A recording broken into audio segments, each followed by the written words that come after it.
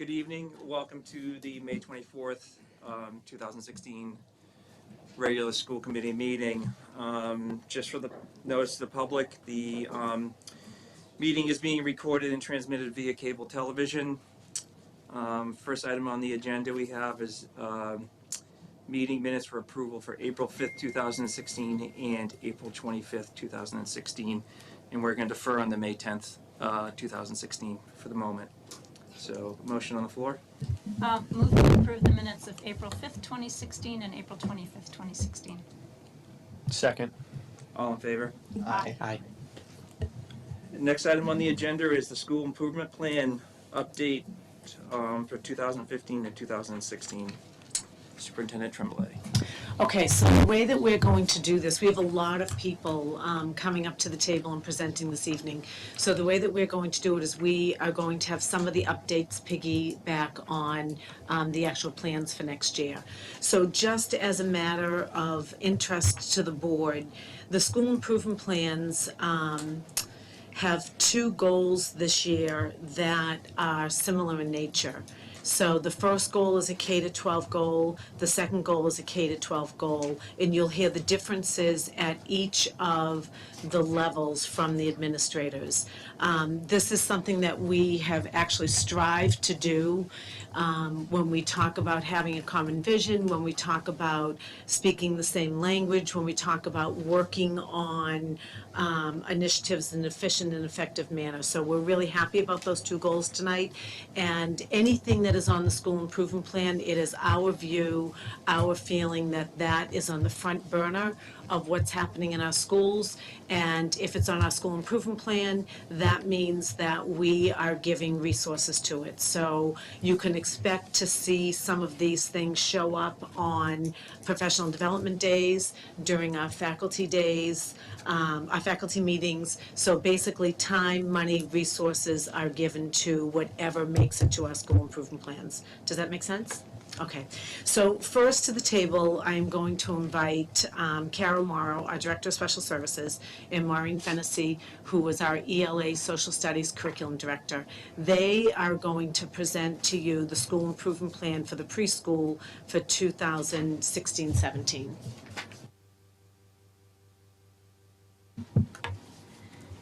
Okay, good evening. Thank you for having us here tonight. I'll be focusing on the first goal for the preschool, and Maureen will focus on the second goal. As you probably observed from the plan that you received ahead of time, the content of the goal hasn't changed, and we'll explain a little bit about that as we go through our presentation. The preschool has undergone a lot of changes the last couple of years. We're still very much in the early development stages of kind of redefining our preschool structure. There was a big move to Summer Street School this year, and for a couple of different reasons we do have some staff turnover for next year. So with the first goal focusing on the development of a professional learning community, it made sense to continue that goal as we will have some new players on the preschool team for next year. Now, while we're still in a year of growth, we have made some nice strides within the preschool structure this year. We've expanded our leadership team, which has been hugely helpful to me in my role to be able to expand some of the administrative duties off to, with the help of Jen Tobias, principal of Summer Street School, as well as Christina Ryan, our special ed coordinator, and Derek Munyon, our program director. Maureen Fennessy has also helped us throughout the year, been part of that leadership team with the curriculum piece, and she'll speak a little bit more to that in goal 2. So that additional oversight of the program to make sure that it's meeting all of our expectations has been huge. Additionally, the space, we've acquired the preschool wing within Summer Street School, which allows for the preschool team to be working within close proximity to each other to help build those relationships. We've also prioritized weekly consultation with the teachers to be talking about students, programming, professional development that they participated in, how that can be translated into the classroom environment. That has consisted of our classroom teachers, therapists, as well as administrators on that weekly consult. We're also looking forward to consistency among our paraprofessional staff. We have a fabulous paraprofessional staff at the preschool. Most of those teacher assistants are coming back next year, which will provide great consistency for the students. I would say that some of the information that we gained from this year, with it being a year of growth, a year of learning for us, we're definitely looking to improve upon that parent outreach piece, just in terms of the homeschool communication. That was feedback we received through our preschool PTO, as well as other conversations with parents, and it was a huge priority for us as we hired our newest position, the .6 position that was approved through this year's budget.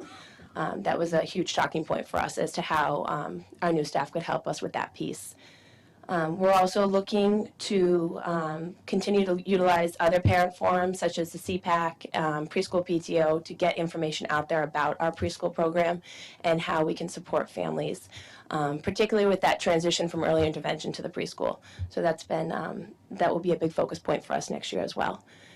So I would say overall, continue to set expectations for new staff, foster that collaboration, and continue the conversations with administration. Any questions on Goal 1, or should we take questions at the end?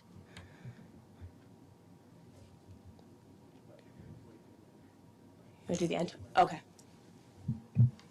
Hi, good evening. Just to continue what Kara was sharing, as far as the data and assessment goal, which is the goal that I've really been working with the preschool staff with this year, one of our greatest accomplishments was really a preschool progress report, or otherwise known as a report card, and really looking at the standards, what it means for a 3-year-old, what it would mean for a 4-year-old, talking about those outcomes and how to share that progress with parents over time. That's something that we feel very comfortable with. I'll be looking for feedback from parents about the reporting system when we're done this year, as it was something that we're really looking differently at, and would like to be able to continue it as it is aligned to the state frameworks. Something else that we worked on this year as an action item, but will continue to develop next year, is unpacking what the DESE and the State Department of Early Education and Care have put together as far as domains of social emotional development and approaches to play and learning. So the state has released a document, and I have mentioned it to you in the past before, about social emotional well-being and standards for play for preschool and kindergarten.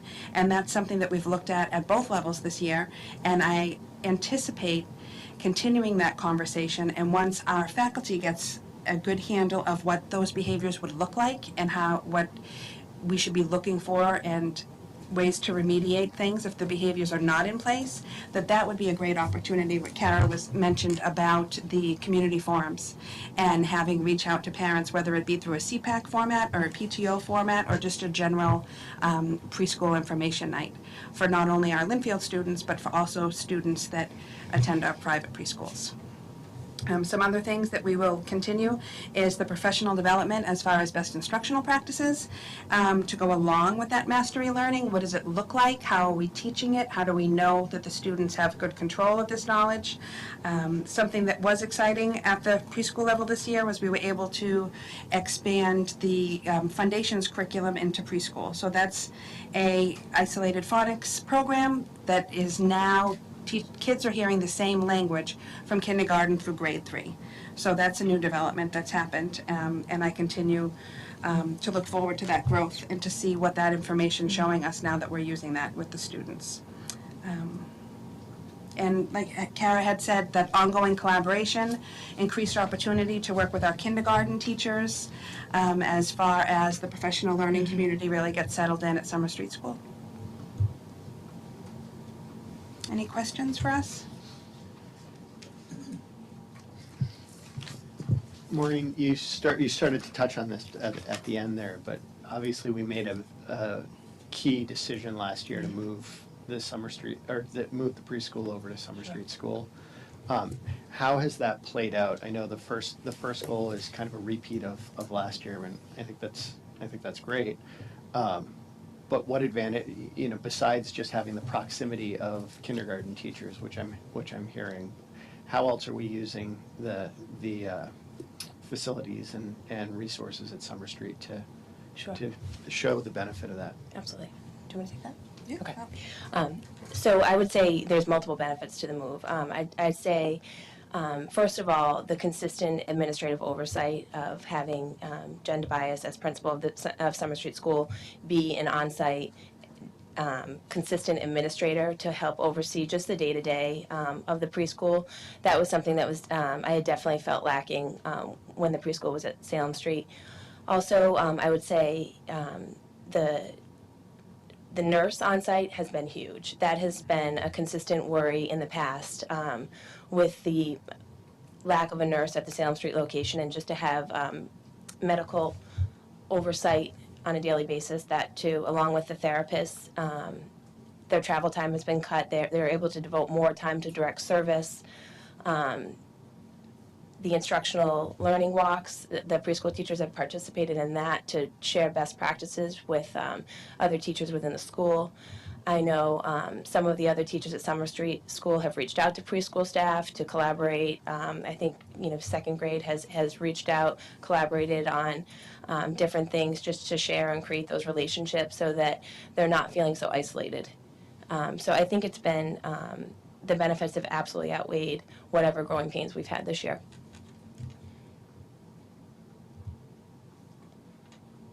Can you just follow up really quickly, because you mentioned the preschool PTO, but there's still the decision to continue to keep the 2 PTOs as opposed to 1 Summer Street PTO?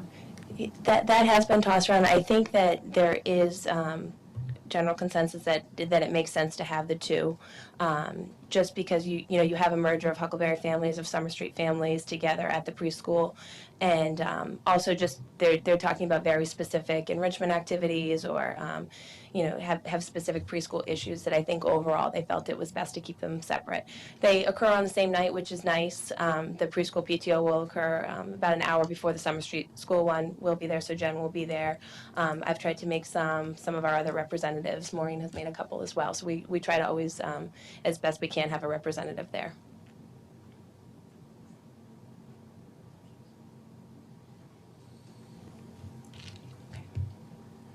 All right, thank you, Maureen and Kara.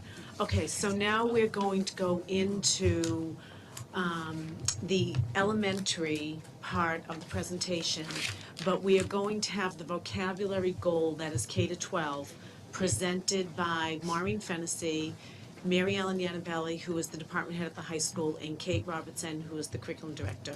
So underneath the update part of this, there's a page that starts off with collaborative K-12 ELA update.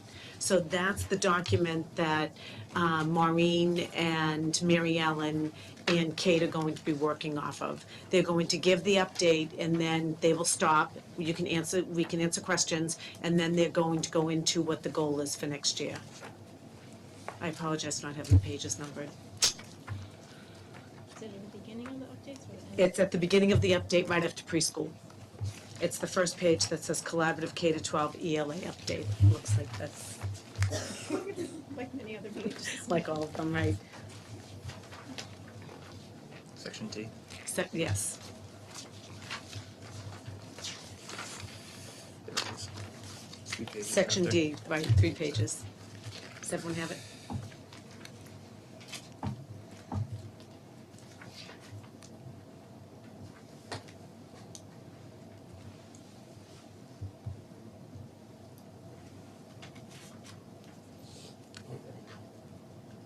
Rich, you all set? It's okay, it's section D, 3 pages in. Okay, you can start. Hi. So for the vocabulary piece, I just want to do some broad strokes because you heard a detailed update from us back in February, and there's a few items that were pending then that we have been able to bring completion to this year. One of the first was at the elementary and middle school level, we were able to take professional development time in April. And we were working on the same things at different levels where we identified words, the teachers worked in groups and really discuss the types of words they would be using and trying to narrow some things down as far as working towards that district-wide document that would guide our instruction from preschool to grade 12. Something that was very exciting at the elementary level was it included all disciplines. So the physical education teachers, maths teachers were working. All of our academic areas were working, but something that was unexpected and should be celebrated is our school psychologists got together and decided to use that time for them to build words, as far as working with children for social thinking, and another list of words for teachers to be able to use while they're addressing some challenging behaviors in the classroom.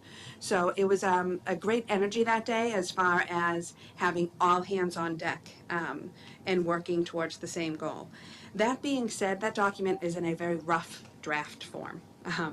And that's something that you'll hear a little bit more from Kate Robertson about how we want to move ahead with that. Because we were also able, at the high school level, Mary Ellen was able to continue her conversation since we met in February at department meetings and had the same work in talking about words, specifics to courses at the high school level. We have been regularly meeting together, so we also have in draft form looking at the prefixes, suffixes, Greek and Latin roots, and this is all, we have a document, not quite ready to be shared yet, but really to keep the conversation going and talking about what it will mean for our students in the future, what this will look like instructionally for them. Do you have questions about the update before I move on to the how it will look differently next year? Okay. So the first part of our 2016-2017 vocabulary goal will be dependent upon what can be completed during Summer Institute. What we're going to be doing is refining the very rough drafts of the list that Maureen just mentioned that we completed this year.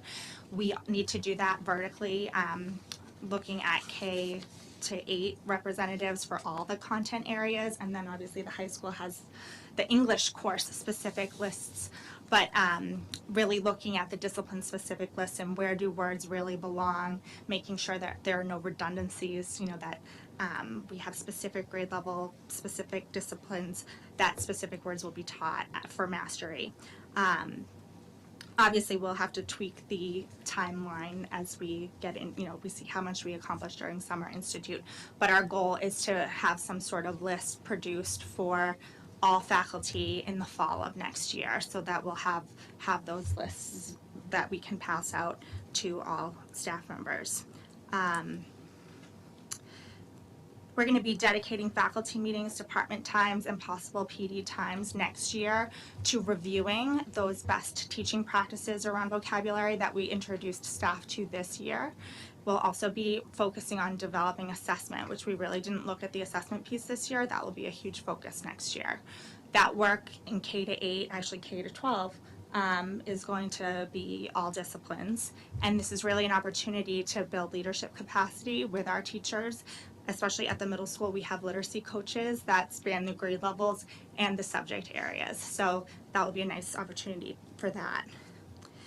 We will continue learning walks and instructional rounds, but this year we'll really be focusing on the vocabulary instruction and what does good vocabulary instruction look like? How are we implementing the strategies that we've been teaching staff, and what does that look like in different subject areas across the grades? The culmination of our work is to create a district-wide document that would be available to everybody, K to 12, and actually we're bringing it into preschool this year as well, and that would be available to everybody. Right now we have different strategies that we've been practicing and reviewing, and they're housed at the different levels, but to have this span the grades is where we're headed for next year. So now Mary Ellen's going to talk about how this will look a little bit differently at the high school. Okay, thank you. At the high school level, the past year, our work has been done predominantly in the English department for the vocabulary instruction, modeling, and so forth.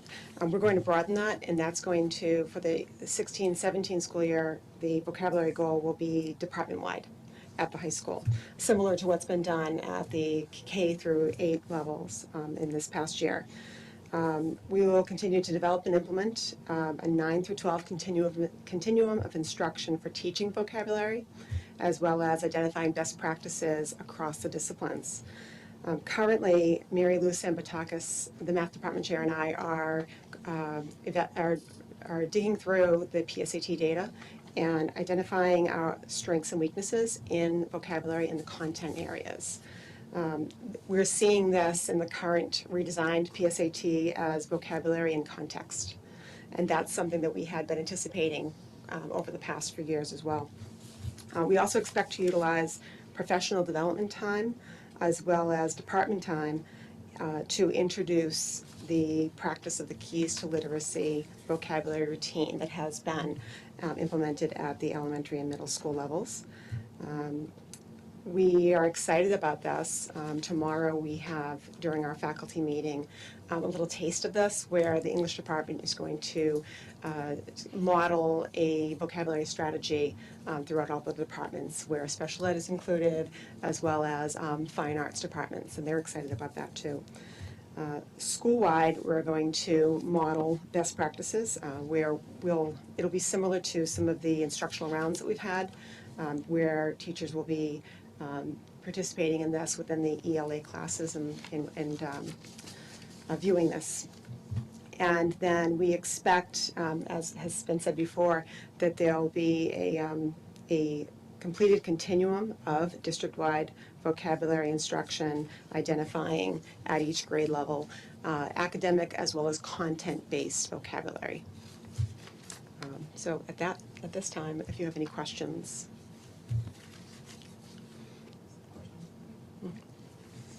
So there's an expectation that along with teaching math or along with teaching science, there are certain vocabulary words that are expected to be taught and assessed in the course of perhaps a lesson, or is that's what you're talking about, right? So in addition Yes. to learning science, you're learning science vocabulary, your teacher's teaching it and assessing that you learn the vocabulary. Yes. So And then- okay. And then does the way vocabulary is taught vary on depending on the discipline?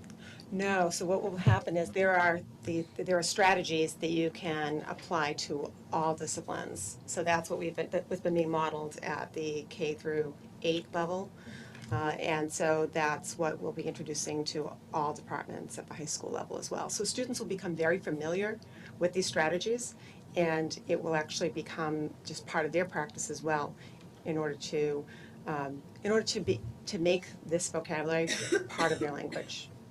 We've seen already at the high school level where students have been using these strategies, and now it's no longer just a weekly vocabulary quiz where they memorize the vocabulary and are assessed on it. They are actually using these vocabulary words in their oral language as well in their writing. So we've been identifying that. That's the way we've been assessing that through the English department, and expect that will continue throughout the other departments as well. But yes, I agree with what will happen is there is a specific content vocabulary. So for example, for science procedure, but that's something that can be applied across, because you would see a procedure in English language arts as well. So as a school, we'll identify what the common vocabulary will be as well as content level vocabulary. Just one question, and I know we're going to get another presentation where we had another district-wide goal, but just generally speaking, this is the first initiative that I can see where we covered, K to 12. We're all on the same page. We're all going for the same goal. Can you guys, any one of you, touch upon a little bit about the trickle effect of, maybe some concepts in elementary coming up to the middle school and vice versa, the flow, and whether through the initiative you see the teachers communicating on a different level, maybe exchanging strategies that work at the high school that may work at the elementary school, and kind of that cross-pollination and how that collaboration works.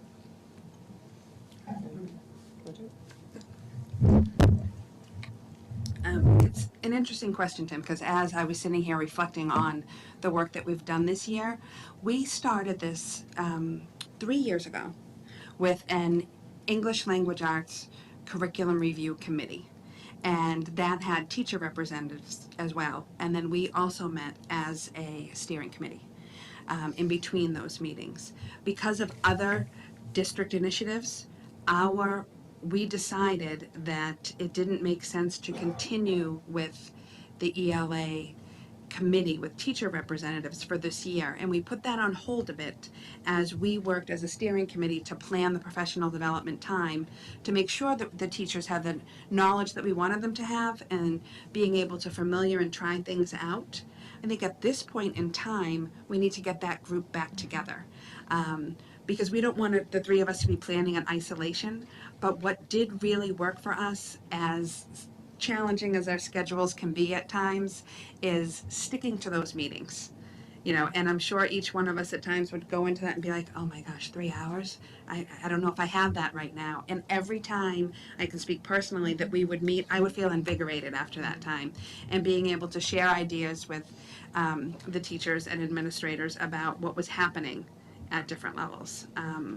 So it's just having that, making sure it's important, making sure that the time that we have to collaborate is valuable enough to be in our schedules and sticking to it. Also, this year we did attend the Keys to Literacy Vocabulary workshop, and it had representatives from high school, middle school, and elementary. And so it was neat at that workshop to be able to have a conversation about how this looks at each level. And as Maureen mentioned, you know, and we've been doing this for several years, getting that committee together with teacher representatives is hugely important. Last year we started the vocabulary process by having teachers get into classes at different levels, observing vocabulary instruction to see what is happening, you know, before we put the goal in place. And I think that will be important going forward, is continuing that, because you can see what does this look like in kindergarten and what does it look like in 10th grade. So just continuing those conversations and that, you know, open dialogue and vertical articulation is very important.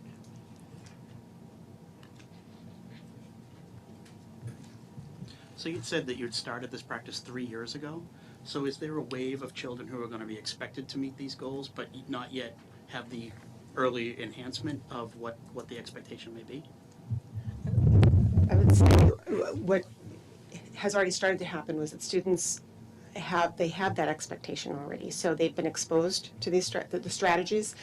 Some of these strategies too that we already were using are ones that many of the staff are now seeing through the SEI course. The teachers are expected to partake in, and so because of like this overlap of these strategies in different modalities, students have been exposed to them, and it continues to matriculate as they move up. So it's something that they'll look at it and say, oh, I know how to do this. So now it's just a tiered vocabulary that's more challenging for them, but they now have the skills and strategies to be able to complete that. Yeah. In year one, we piloted some strategies with the high school English department. Year two, we did it more with the English department at the middle school and elementary school, and now it's all disciplines K to 8, and we're adding the other disciplines this coming year. So it's been a multi-layer process these past 3 years. Thank you. That's great to hear. Congratulations. Thank you. Just a statement in that, you know, it is really exciting to see this. I think it is. There's a cynical part of me that says, you know, these plans are created and then they're not revisited until we have to update them. And it's really clear that this was well thought out and pushed through and continuously looked at throughout the year. So I appreciate that. Just a real quick question, somewhat related to this for you, Maureen, because I remember you were here earlier this year talking about one of the things that we're looking for with this, or one of the things we're seeing, is kids are reading less and less at home. And tangentially, we want this to also impact some of that. Are we seeing any changes in that in either anecdotally or what kids are able to accomplish in school? I mean, and as I mentioned before, it's more of a cultural challenge that we're up against. You know, competing with screen times and other demands that are in kids' lives to be able to have that experience. As far as things that we did this year after I spoke earlier, just sharing more information with elementary parents about the power of reading out loud, and not just making it these lengthy, you know, newsletters, but just a quick handout, quick visuals of what difference it makes for a student that does hear more books, does hear more stories, is engaged with more text. It's hard to say. It's hard to say. Summer Street School has moved forward, and we tried some with Jen Tobias's, one of her building-based teams really made an initiative to increase just the, it wasn't a deep reading incentive program, but just an awareness, of, caught you reading, or, sorry, Jen, what was the bulletin board called? Look Who's Reading in Summer Street. Oh, okay, yeah, look who's reading, and it was like, the idea of tweeting, just a quick message or a photo that the kids are used to that. It is a challenge that's not just here in Linfield. A lot of my colleagues in other communities will say like, oh, you're catching up to us now. But it's that idea that the power of words. So.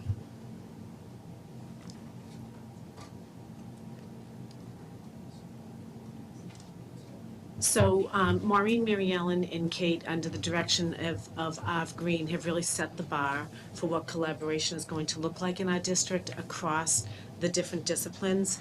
And that is one of the things that we would really like the Director of Teaching and Learning to begin to do next year. So it is my hope that you're going to see more of this collaboration sitting at the table K to 12.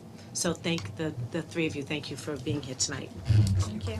So as they prepare to leave the table, the next goal that you will see in your plan for number 2 has to do with implementing an understanding by design framework for our curriculum. Our district strategy clearly lies out work that we feel like we need to do in our curriculum and on our curriculum. And one of the things that I would like the Director of Teaching and Learning to do is to really spearhead this work and work with the curriculum directors and work with the teachers on making sure that our curriculum is completely aligned K to 12 and that we have a database of where we house that curriculum. So tonight, I'm actually going to have Kevin come up to the table sort of as his new hat of Director of Teaching and Learning. He obviously will not start that role until July 1, but he has been working with the administrative leadership team and the teams at the buildings as we rolled out the second goal. So I thought that it would be important for him to talk about this goal in broad strokes, and then when each of the principals come up, they will actually tease out what it's going to look like specifically to their building. So Kevin, come on up and please share the second goal for us. Can I just ask a clarifying question real quick? Can you just, before Kevin starts, can you talk a little bit about the decision to go with 2 district-wide goals? Absolutely. I think that Tim spoke a little bit to it earlier in the meeting. One of the things that we have really strived to do, and that's really important for us to do, is to have a common lens, have a common focus, have a common understanding of what it is that we're working on. And when we can all be working in the same direction, K to 12 on initiatives, it really helps us to be more effective and more efficient. That means that we can dedicate a lot of our PD time to that. We can dedicate a lot of our conversations at our administrative leadership time to that, and we can dedicate a lot of our faculty time to that. So the important thing to understand, and what I hope you heard from the ELA people, and what you will hear from the principals, is that the umbrella of the goal is the same, but it is not everyone is working on the exact same thing. That would be impossible, because the different levels have different initiatives that they have to work on underneath that goal. So we're all focused on the same outcome, but we may be getting there at different times depending on how far along the work is. And actually, in this UBD goal, it'll be quite clear that the Linfield Middle School has really taken the charge on this, because this is something that they have worked on for a couple of years, and they're really going to lead our district and help Kevin as he works on it with the elementary teachers and the high school teachers. Does that make sense?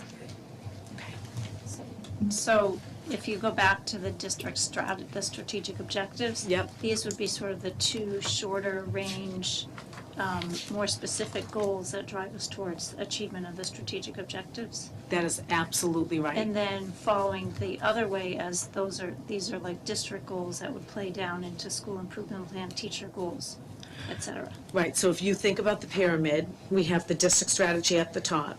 Every single one of our school improvement goals feeds into that district strategy as a smaller objective, as Dorothy said.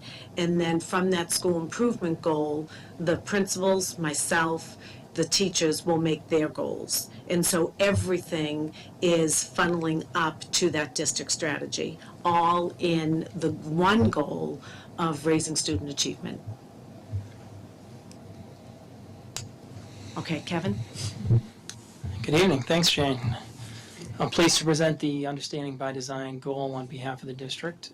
It's this in terms of, Dorothy, you mentioned the district strategy. I think this aligns perfectly with the district strategy across all 5 of the strategic objectives. And it's really going to be an intentional process moving forward. I mean, around high expectations, targeted student outcomes, and really just improving professional practice. I mean, ultimately, it should, like Jane said, this should not only improve teaching practices, but increase student achievement as well. The curriculum leadership team has already begun our work. I mean, for several months now, it's been underway in terms of thinking ahead to the UBD model. And that's included some professional development, thanks to Kate and Katie at the middle school, who already presented an overview to the curriculum leadership team of backwards design and what that should look like, specifically stage 1 of the process, which I'll talk a little bit about. But we also had an opportunity just to review and analyze exemplary units of study, because as we move forward with this process, we're going to need to identify and we're going to need to provide exemplars for the faculties in each of the buildings. So that conversation has begun. I'm hearing a lot tonight about professional development time, faculty meeting time, and I'm here to tell you that this goal, we need to dedicate several hours over multiple years to truly meet this goal. It's any curriculum work. I mean, it's ongoing, it's constant, but this goal will be a multi-year process. Backwards design, it's credited to Grant Wiggins and Jay McTighe, but this has been around for a long time. I mean, when I taught 15 years ago, we were doing backwards design. We were doing understanding by design. We were developing history lessons geared toward this model. So what it is, it's backwards planning that stems from long-term desired results. So like I said, it's a 3-stage process. And stage 1 is really the big picture, in terms of enduring understandings, essential questions.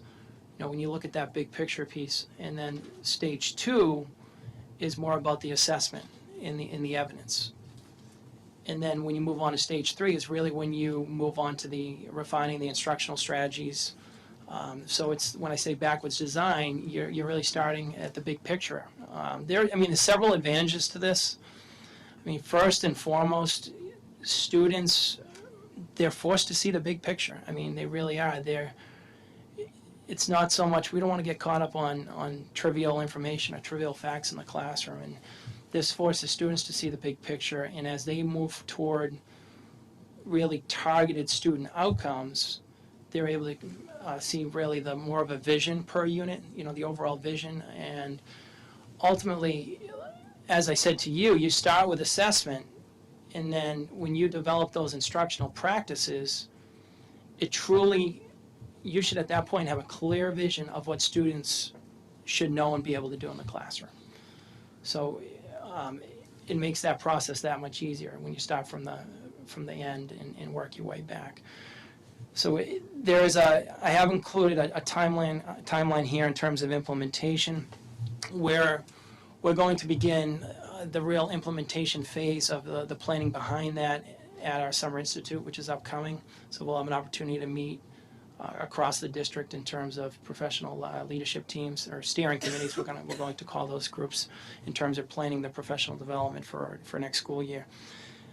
So it'll be a K-12. The middle school has done a tremendous job already, as I mentioned, thanks to Kate and Katie, and Ricky Shanklin has paired up mentors that are going to work with the elementary folks and the high school folks as we move forward with the process.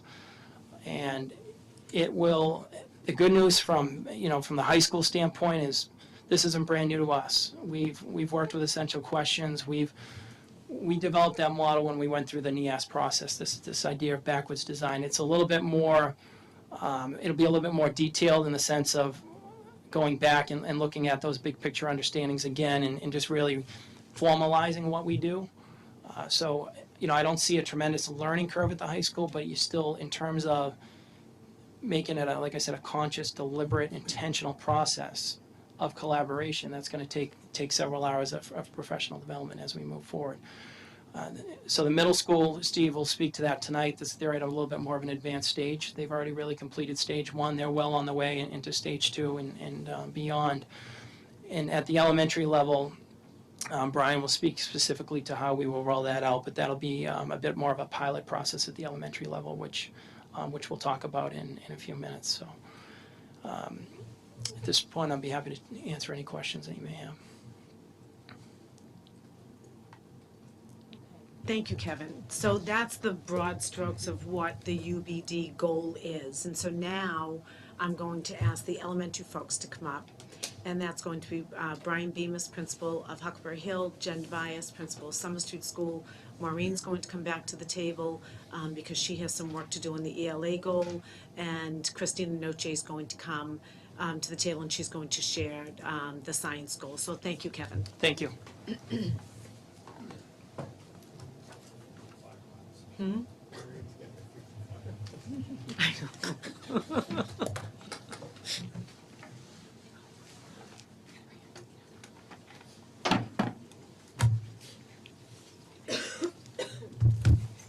Okay, Maureen, you're going to start with an update on the ELA goal. Again, just a quick update, because when we were here in February, we shared more detailed work that had already been accomplished this year. Something that has happened is a bit of follow-up conversation. So this ELA goal you have seen on the school improvement plan for 8 years maybe. But the actions have changed over time. And this year the big action was implementing a new assessment for our readers from kindergarten through 4th grade. And that took time for the teachers to be able to trained in this. This took the place of something we had used in the past called developmental reading assessment, and this is a benchmark reading assessment that has a deeper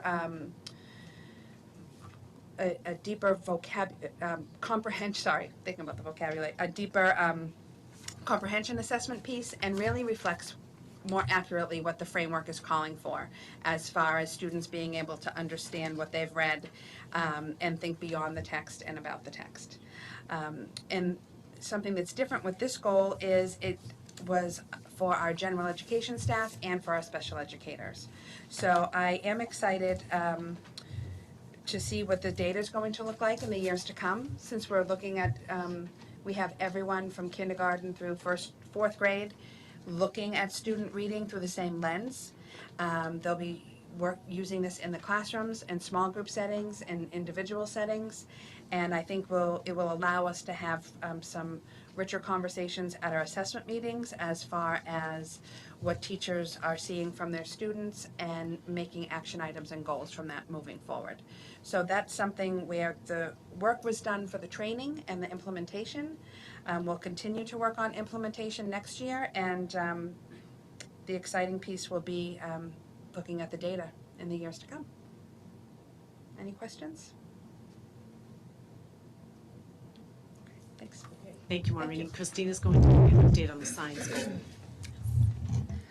Our goal for science for this year was for each grade level to familiarize themselves with the next generation science standards, which were officially adopted in February as the 2016 Massachusetts Science Standards, and to plan out and implement as many of those units as they could for this year, with the goal of being in full implementation next year. I'm thrilled to say that every grade level was actually able to design and implement every unit this year. I cannot thank the teachers enough for their efforts and willingness to help each other to get to this goal. Just as a few examples, yesterday Darren Damiani went to Huckleberry to work with the Huckleberry Hill fourth grade teachers to show them how to replicate land models that they'll be able to use for their fourth grade earth science unit, in which they learn about erosion, deposition, and weathering. And earlier this year, the Huckleberry team had actually created an energy unit, which they went to Summer Street and presented to them as well. Jen Judkins and Sarah Perkins have been a very, very valuable resource as well, tying in technology and working with every grade level to tie in a technology piece with the science unit. In addition to doing that, they've helped them to create that unit as well. They use the Seesaw app to explain the differences between solids, liquids, and gases in kindergarten after a 2-week series of hands-on activities to classify and test materials. They actually finished up that unit with making their own ice cream to see how they can turn a liquid into a solid. Grade 3 students designed their own creatures using the Build Your Wild Self website, which allowed them to choose faces, arms, legs, tails, and more. The program creates a full color image of the invented creature along with a description of how the body parts help the animal to survive. The kids were challenged to write about which environment their animal creations would be best suited for after learning about the different animal habitats. It's really been amazing to see all of the teachers working together across the schools to make this an attainable goal. As we move forward, we'll continue looking at each of the units that were created and continuing to improve upon them. And Brian's going to talk to you a little bit more about that as well with the UBD, the Understanding by Design goal. Does anyone have any questions about the science that was implemented? Okay, so now Brian is going to share with you the UBD goal for all of the elementary. So for Huckleberry and for Summer Street, and then he's going to go right into his third goal that is just for Huckleberry Hill. Thank you. Thank you, Jane. Good evening, everyone.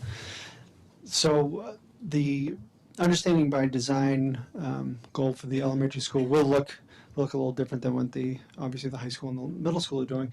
And in thinking about implementing this goal at the elementary level, at first, very daunting because the elementary teachers teach every subject. And we wanted to have them exposed to the Understanding by Design model, but the question was which discipline did we want to tackle first? And fresh off of all the work that the teachers have been doing, the great work they've been doing with the science units over the last couple of years, we thought that would be the best discipline to tackle in January with the Understanding by Design process, because it is pretty straightforward science. We have 3 or 4 units at each grade level, whereas ELA with the writing and the reading and math with all its components, we thought that the science would be a good one to start with. So our professional development will be at stage 1 starting in September. So our professional development will be appropriate for our teachers. This will be their first exposure to the Understanding by Design process, but I feel like our teachers have a lot of the necessary components to get going, to really hit the ground running with some of this work through the work that they've done just working on the curriculum over the years, whether it's scope and sequence or especially with the newest science units. This is where teachers really did start with essential questions when they were planning these lessons. So the work is there. So now it's just kind of formalizing it with the new program. So we'll have professional development in the fall, and then in January, kindergarten through 4th grade will start to add science to the Atlas program. So that's the plan for the elementary schools next year. Just really quickly, once they've done it for one subject, they sort of have a basis so the other subjects become easier to do it. I hope so. I hope so. That's the goal. And part of the professional development too, I think, which is going to be great, is for this, not just science, but the whole process will be having the middle school teachers and some of the high school teachers meet with the elementary school teachers and share what they learned about the process and give us some tips. They've been down this road before, so it's going to be great. We have an advantage there. So the professional development, I think, will be great. Okay, so now on to my the third goal for Huckleberry Hill. I have to tell you, the teachers and I are very, very excited about our goal. Our goal is to implement a new social emotional learning program at Huckleberry Hill. We want to research, develop, and implement a social emotional learning program at Huckleberry Hill starting next year. We've had, it seems to me, a pretty sharp increase in conversations among teachers, even just in recent months, about the need to refocus or retool our character committee or our character program, Huckleberry Heroes, that we're missing something. We're noticing anxiety, stress, behaviors on the part of the student. We want to improve the respectful behavior of the kids towards each other, towards the adults. And in the past, and these are new, these are new conversations, but I've just noticed an increase recently. So over the past few years, we've implemented aspects of the social curriculum, social thinking curriculum at our school, utilizing declarative language.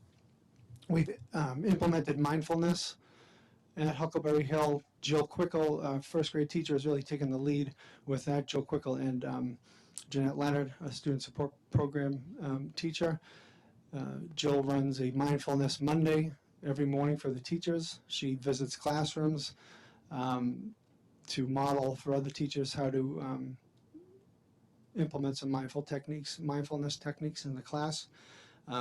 That's been great.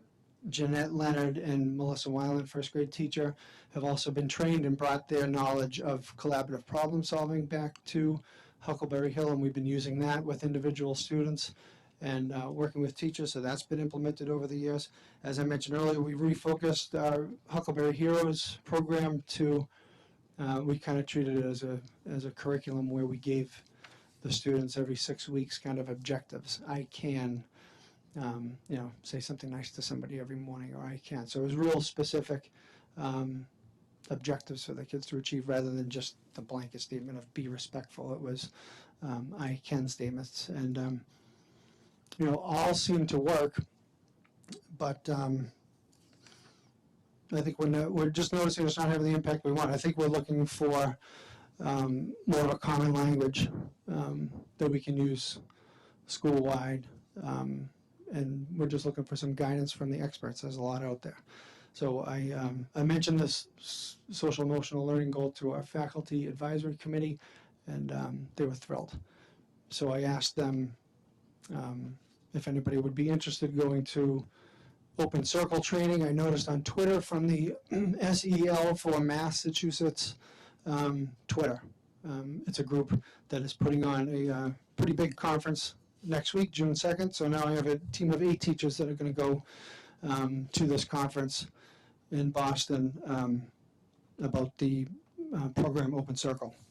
So we're looking forward to that. We're not sold on any particular program as of yet. We want to do our due diligence and research what is out there. Like I said, there's a lot out there. So Open Circle is the first conference that we'll go to on June 2nd.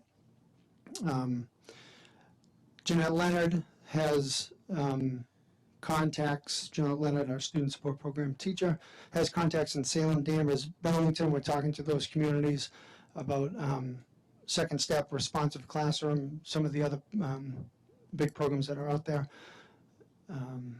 Jeanette has already watched a webinar. We're going to watch another webinar next week on June 1st about Second Step. So we're trying to get as much information as these programs as possible before we make a decision. It would be ideally to make a decision before the school year, but I don't want to rush into anything and regret it and find out that it's not the one we want. So I want to make sure we do find out as much as we can about the programs that I mentioned. Also, we will have a book for the entire staff to read over the summer that's going to be related to the subject of social and emotional learning for students. I had a title. I sent it out to the faculty advisory committee. They each sent me back, I think, a couple titles. So now we have a few books to look at and sort out. And so I had a title originally for you, but we're gonna look at a few before the summer. Then, it's not about a program. The book, it's going to be just a general book about wellness of students. So that would be the summer. And then in August, a team of teachers from Huckleberry Hill will also go to the SEAM Collaborative Student Mental Health Conference at Essex Technical School. And it would be nice for us to know which program we will be using before we go to that conference. That will be the goal. So hopefully we'll come to a decision. And then we come back and it's open house, and I hope to share with the parents the program, but I'm definitely going to be sharing with the parents our renewed focus on social emotional learning for our students. And then throughout the year, as you can see in our action items, it's going to be ongoing conversations at our various character committee meetings, faculty advisory committee meetings, school council, and our professional. It's in the school improvement plan, and as Jean mentioned, we can now devote time and money to professional development for our staff. So we're looking forward to implementation of this goal. I'd be happy to answer any questions.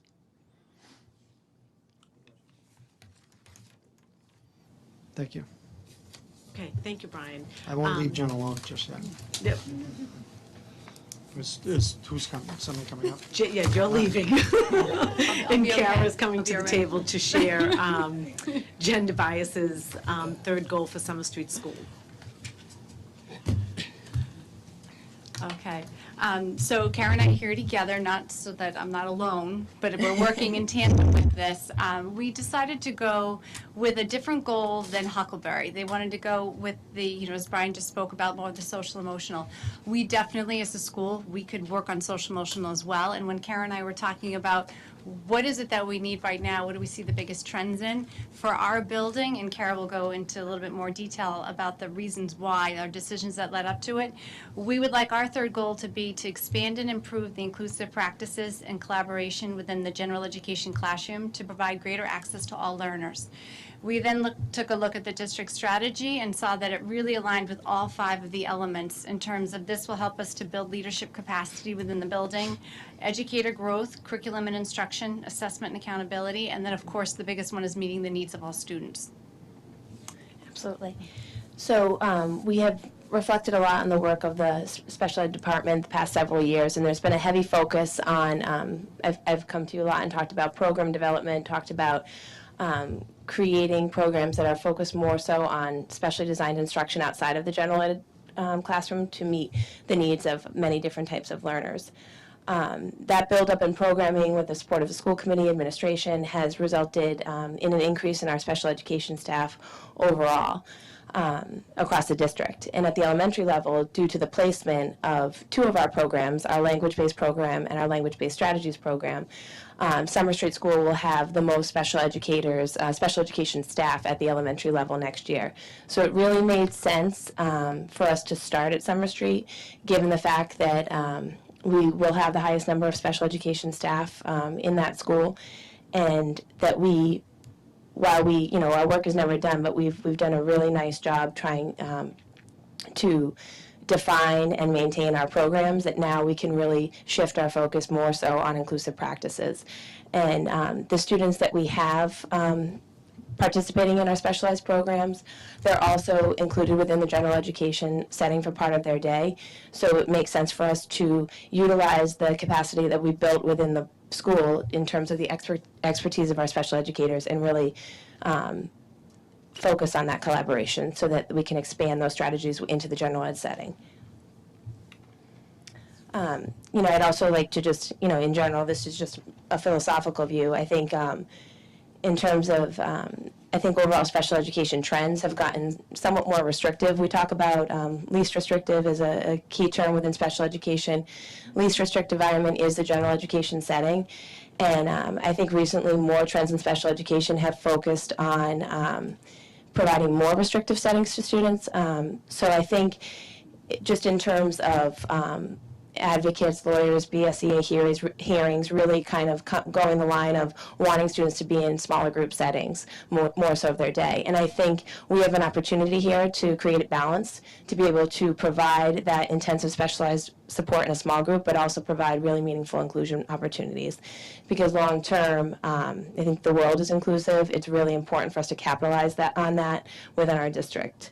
And at this point, I truly believe that we're in a position with the special education staff that we have, as well as the general education staff that we have, to make some nice strides in this area.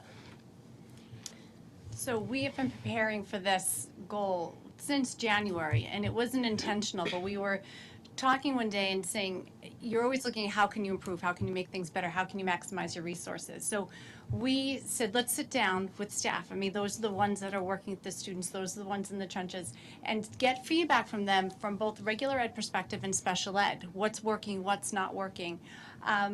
What can we do? So we did that. We spent a lot of time working with grade level teams. We had conversations that we said, this is confidential and this is not about any one person in particular, but give us feedback on what we could do to help you, what we could do to improve, what's working, what's not.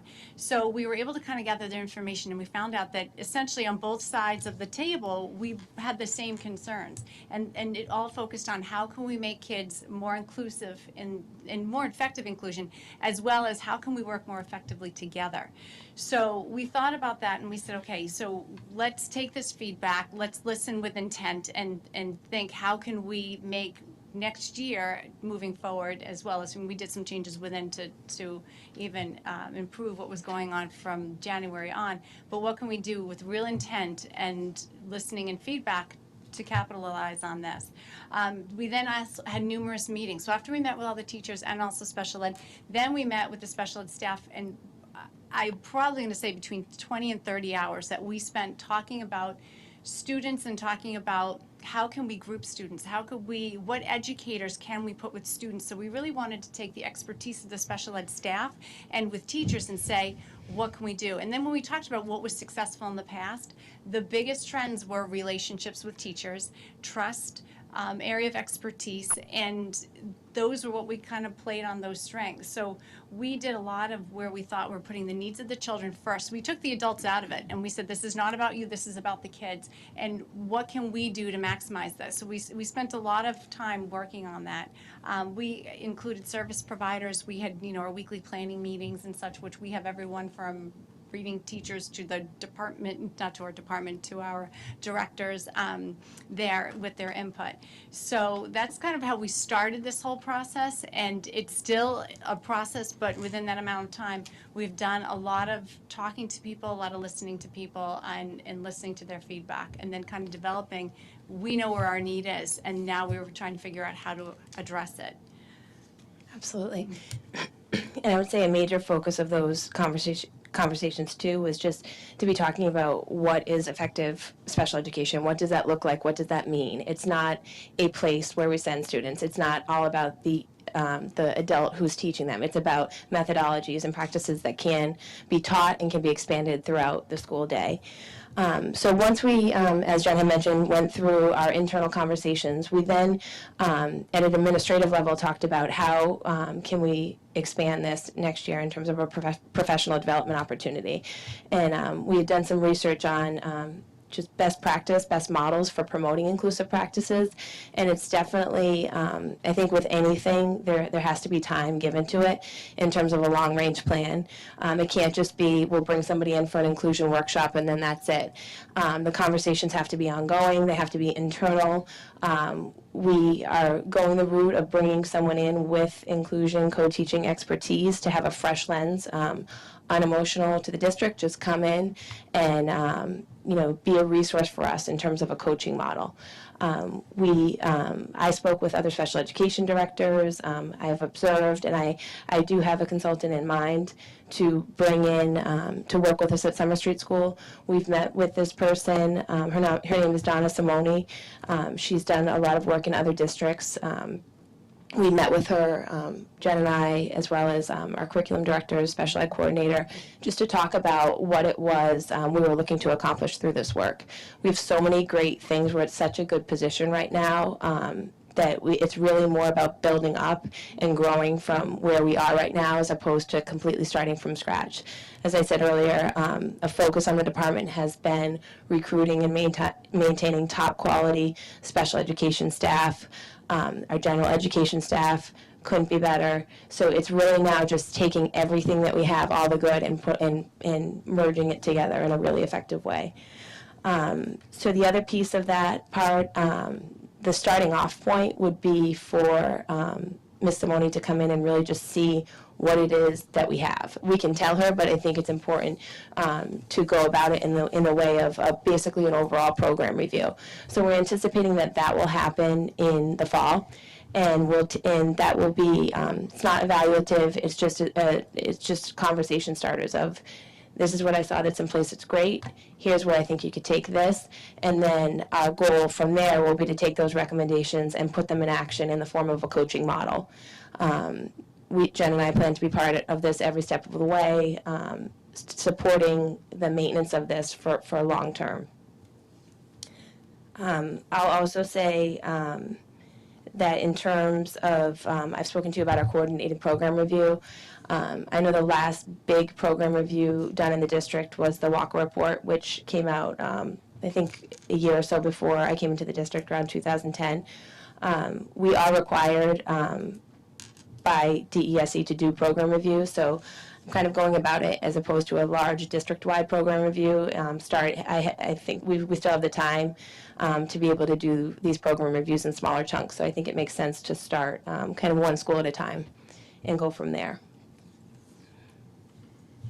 We also, in addition to this, we also have we talked about having a shift in our assessment meeting structure, also a shift in our use of reading and math tutors. One of the biggest things we noticed with the assessment meeting, it's a great use of time. We have them 5 times a year. We talk about student progress. As Maureen Fennessy spoke, we look at the benchmark assessment. We have so much more valuable data coming in that we can look at. But what we want to start to do is, instead of looking at so many kids in isolation, we really want to take a grouping of kids. And we did that today at we had a second grade assessment meeting, and one teacher spoke about 3 kids that were all pretty much the same profile, and then another teacher spoke about another 2, and then we said, we have 5 kids here that kind of serve the same profile. So I think Maureen had asked, well, what are you doing that's effective in your classroom that's working for your 2, that maybe this other teacher of 3? So really making those conversations about your practice, about what's working effectively, and really making more of a problem-solving sharing. So we want to kind of have a shift in that. We're still going to talk about students. We're still going to, we make sure we touch upon every student, but we want to try to do it in a more focused, collaborative manner. Also, with the use of reading and math tutors, we're so fortunate for the resources we have. We want to take a look at that because we need to make sure that every year it's fine if we do the same thing every year if it's meeting our needs, but we also need to take a look and say, okay, look at the kids sitting in front of us. For first grade last year, we were able to do reading tutors in this way. We were able to utilize them this way. But we have a different cohort coming up, so we may not be able to do all pullouts at reading tutors. We might have to have them come in. The same thing with math. So we have to be able to take a look at that and say, how flexible can we make these groupings? How can we make these, are they going to be all included? Or are we going to do for some pullout? Or which of the kids we qualify as pullout? So that's a lot of the things that we have to take a look to at adjusting our practices on that. And then lastly, we also talked about our school mission statement originally was about the kindness and about being kind at Summer Street School. In looking at this, we really, when you see inclusive, children being included, to me, in the experience that I've had, it's the greatest thing to see. And to see kids really included, not like, oh, they can sit in the classroom just like everyone else, but to see them really be part of the community. So we'd like to actually go back to school council, go back to the faculty, and talk about our mission, mission statement for the school and really kind of reflected the inclusive piece and about education. So that really reflects who we are. So that will be another piece of it as well. So we're, there's a lot of work to be done, and Rome wasn't built in a day, but we really felt as that was something that when we talked to the committee about it, whether school council and the staff, and I kind of said to the staff, this is what we're moving forward with, putting for a school improvement plan. We got a lot of positive feedback from it, and a lot of teachers that if they weren't directly working in a program with students, they said, I'd like to be part of it. How can I be part of it? And that's really great. So we're starting off really on a great foot with this, and it's something that the staff and everyone is behind 100%. Absolutely, and I think, just to expand on that a bit, just in terms of the conversations and feedback from teachers, there's such a desire to learn, to grow as educators, and to expand this knowledge. I think typically you'll equate inclusion with special education, but oftentimes inclusive practices, again, going back to teaching methodologies, are benefiting all of our students, whether or not they're identified with a disability or not. They're benefiting from different styles of teaching that will reach their particular learning style. So I think we're pretty excited about this. Yeah. Any questions? You'll have to forgive me. You'll have to forgive me. I'm not sure if this is just because I'm new, and it's the first time I'm hearing the differences in the way the elementary schools think about things. And I was trying to formulate a question, and the entire time I was also trying to listen to everything that you were telling us. And honestly, it would have been helpful if everything you just said was listed under your goal. Okay. Actually, on both sides, because then I would have been able to read and pick out the differences of the plan, as opposed to having heard what Mr. Bemis said and now having heard what you said for Summer Street School. And so let me try to put that in a question, if I could. So listening to Mr. Bemis, and obviously I'm a Huckleberry parent as well, all the planning that he has in place for the professional development for the teachers includes a one-day conference for 8 teachers, a webinar that they're going to watch, and a tweak to the Huckleberry Hero program. Sure. But when I hear from Summer Street, it's that you have a greater amount, and the programs that he has in place are all to handle those special needs, if you will, of the students and the behavior issues that are happening at Huckleberry. But when I hear the plan at Summer Street, it's focused on a larger amount of special ed specialists who have the direct expertise in how to handle those issues, as opposed to a one-day conference or a one-hour webinar maybe, that the Huckleberry teachers are going to then have that as their toolkit to move ahead. Yep. So I guess I'm surprised by the difference of how each problem, because it seems to me to be the same kind of problem, but I'm surprised how it's handled differently at each elementary school when we're all the same. Sure. So would you like more specifics in terms of the professional development and kind of the rollout of where we're going with this goal, or is it more of a question on, did it seem like we're more so using internal staff to build up this goal? So I guess I would ask, why is the expertise being focused at Summer Street Sure. as opposed to just not elementary-wide? Sure. Okay. So I don't want to, can I just jump in on a couple of points of that? So like I had said earlier, in terms of starting out with the number of special ed teachers that we have at Summer Street Moore is greater than at Huckleberry. And I think our goal is to really start small and just and pilot this program and pilot and see how it's working and create model classrooms that could then be used to share across elementary level. It's not to say that this is starting at Summer Street and not eventually expanding on to Huckleberry. I think there is a lot in place at Huckleberry right now as well. I think the Summer Street population has shifted maybe more dramatically in the last couple of years. Their special ed staff has increased, their population has changed, and I think that overall the school is dealing with issues that maybe they hadn't dealt with in the past, whereas Huckleberry has maybe dealt with these issues. So I think it came down to not that one school was better than the other, one school had more staff than the other. It just came down to looking at the kids in front of us right now, the staff in front of us right now, and what do they need the most. And, you know, I don't want to speak for you, Jim, but that was just where, just having that district lens, that was where my mind was at. I guess I would just ask that the extra special ed teachers that are going to be in place at Summer Street, maybe if the thought process could be broadened so Sure. that it was not building-based, but population-based. And I think you brought up a good point, something that I left out that was quite important. The addition of the special ed staff at Summer Street, the two programs that I mentioned, the language-based and the language-based strategies program, those are district programs. So there are actually students from whose home district is Huckleberry Hill School participating in those programs at Summer Street, just as the preschool is district-wide, Huckleberry and Summer Street families as well. So that was a huge, I'm glad you brought that up, that's a huge point to bring up, that, you know, we are supporting Huckleberry Hill students in this initiative as well. So I was kind of listening to you thinking that you were, in a sense, using Summer Street as a little bit of a lab to develop this and going then to Huckleberry and perhaps even on to the middle and high school with what you learn from what you're doing here. Am Yes, I I think that's obvious? I think that's a great way to think about it. Yeah. Yeah, we need to start small. That's when Brian was talking about his social emotional. I said, that's great because we need that too, but we can't do both things and we can't do, so we can learn from him and he can learn from us. So that's really kind of our thought on it. So if I could, again, the lab is, I get that point. Yeah. But again, it shouldn't be based on the building, it should be based on an identified child through the assessments that are being done. Sure. Whether it be a Huckleberry person or a Summer Street person, that they would then have access to that expertise.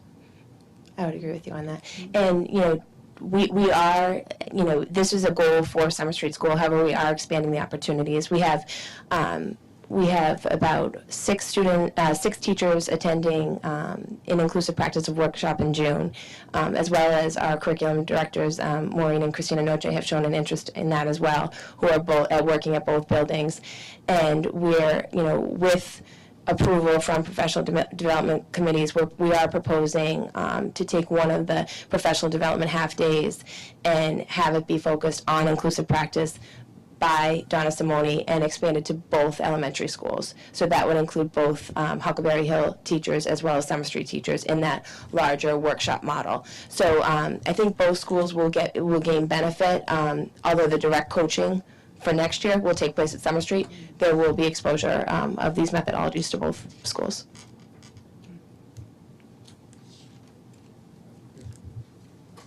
I'm going to actually come at you Yeah. from a completely different angle. Okay. So I was looking at the description of your goal and then the actual goal itself. And in both places, you guys talk about addressing all learners, but obviously this is a very special ed driven concept. So at the end of your description, it says it will maximize the general education experience for all students. I mean, we clearly hit on the special ed portion of it. How do you see it affecting the average student and maybe the student that's academically talented, for lack of a better description?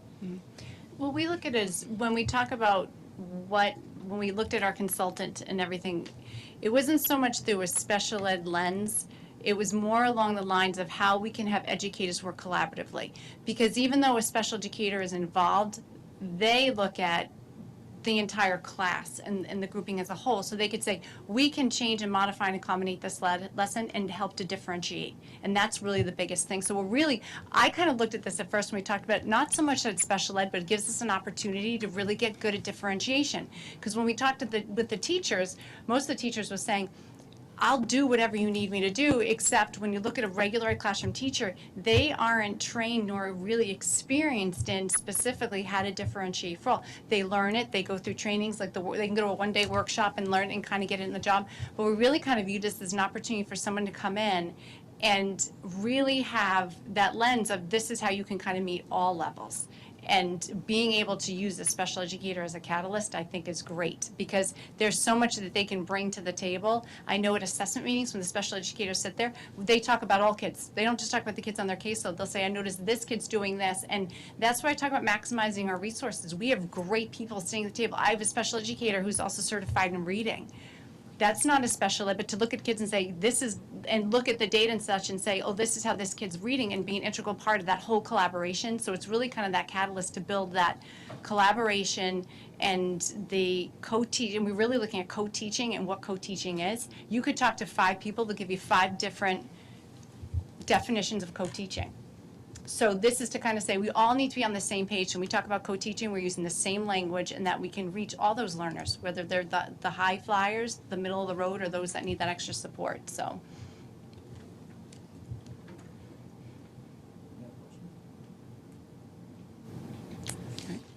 Thank you. Thank you. Now, Steve Ralston will come to the table. He will give you an update from what has happened in his building this year, and then he will also share with you the middle school lens on UBD and his goal 3 that is unique to the middle school. Thank you. I'll begin with an update on the 2 goals that are not the ELA vocabulary goals that was spoken to earlier. But as far as an update, update for goal 1, our MCAS performance goal. Quite honestly, since I reported to you in February, I don't have a lot to report. A lot of the things that I spoke to in February were in motion or coming to a conclusion as we prepared for the examinations. Our students have now taken them. They are boxed up in my office and ready to be shipped out, which is always a nice time of year. As I mentioned back in February, the Department of Ed kind of threw us a little bit of a curveball that we did our best to adjust to and provide students with some narrative writing practices for the ELA, as well as some PARCC-style math questions.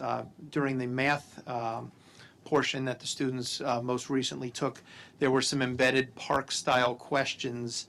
One example might be a multiple select answer, where it appears as a multiple choice, but there are more than one correct answer. So the students might need to choose B and C or B and D, and that's something that prior to this year, and we did provide practice for them at each grade level, but that's something that we really haven't done much because it's really not something that's been presented to us previously through the traditional MCAS test. So, as PARCC-style questions were incorporated, we certainly tried to do our best to give the students those experiences so they can, best know how to handle those.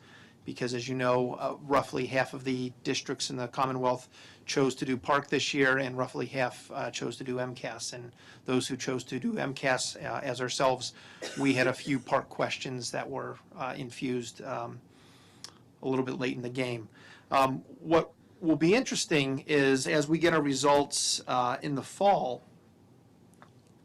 how we compare those to our results from this year, from last year, and previous years, because the ELA exam was a much different format. We had, instead of 2 sessions of ELA, we had 2 sessions of ELA again, but then a 3rd session of PARCC.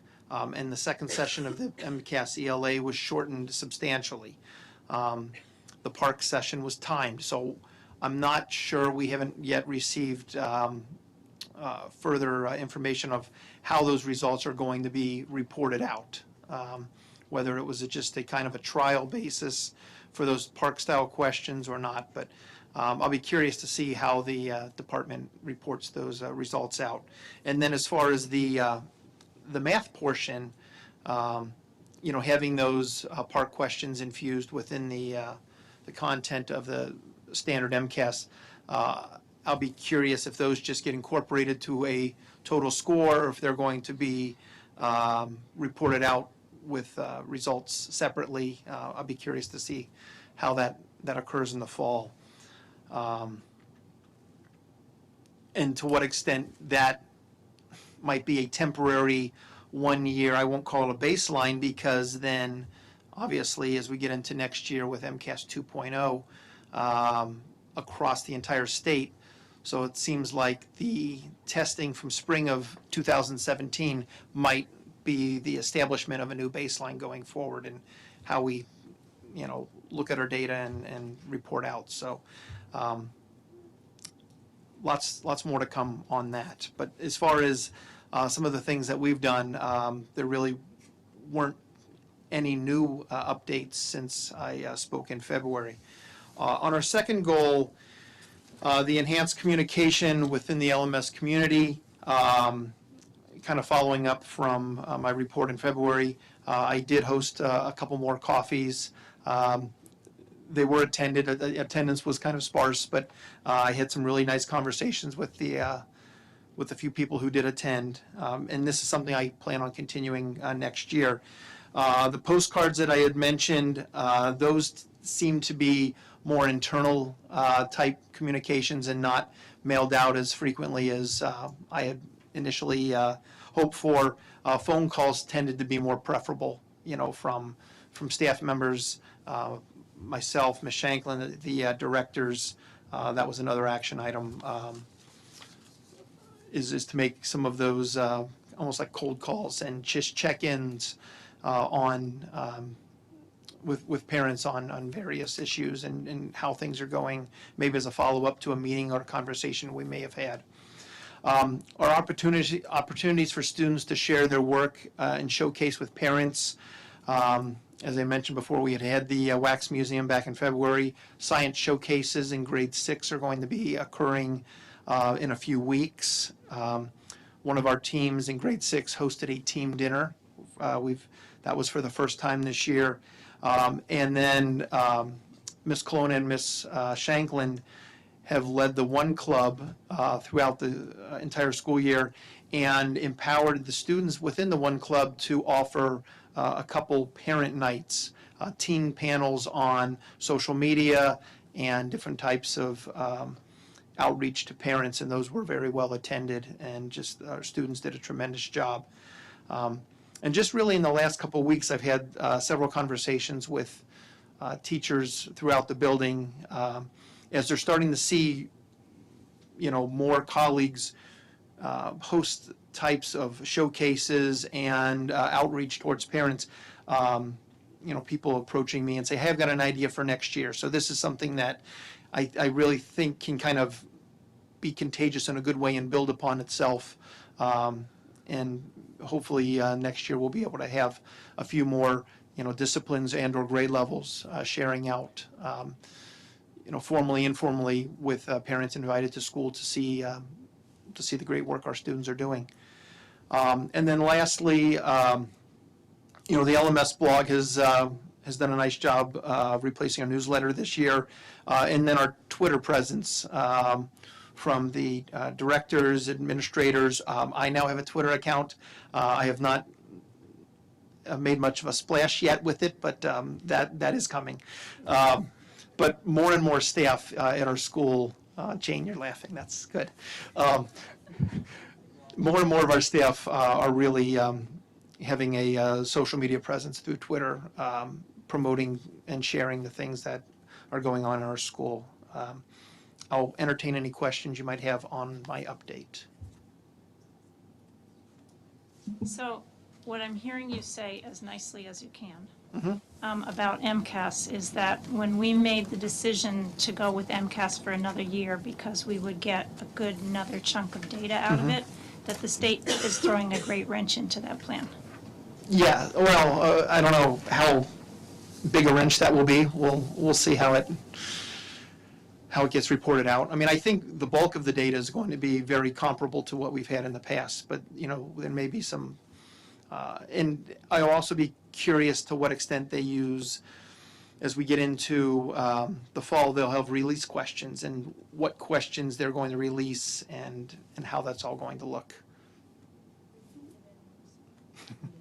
I always, on Friday when I get the email from the Department of Education, trying to see what updates are out there, and I'll allude to one that I'll speak to in a moment. Okay. Moving on to our goals for this coming school year.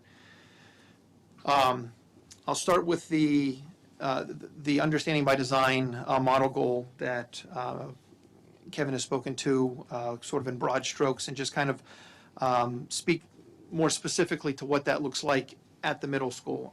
As you know, that we have worked on this now for 3 years across our entire school. I believe it was 4 years ago we started with UBD on a small scale when we went from moving the social studies curricula in grade 5 and 6 to more of a humanities and infusing some of the ELA standards and remapping that course and looking at from a UBD through a UBD process.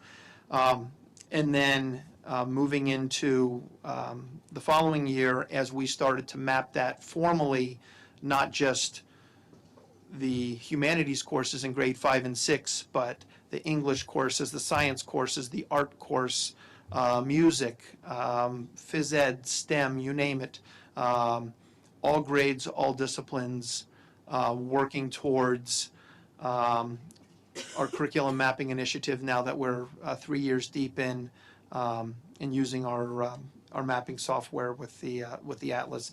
It's been a tremendous endeavor. It's ongoing, and it's something that I am incredibly proud of for the leadership of Kate and Katie Ambrose and Kate Robertson, as well as our staff.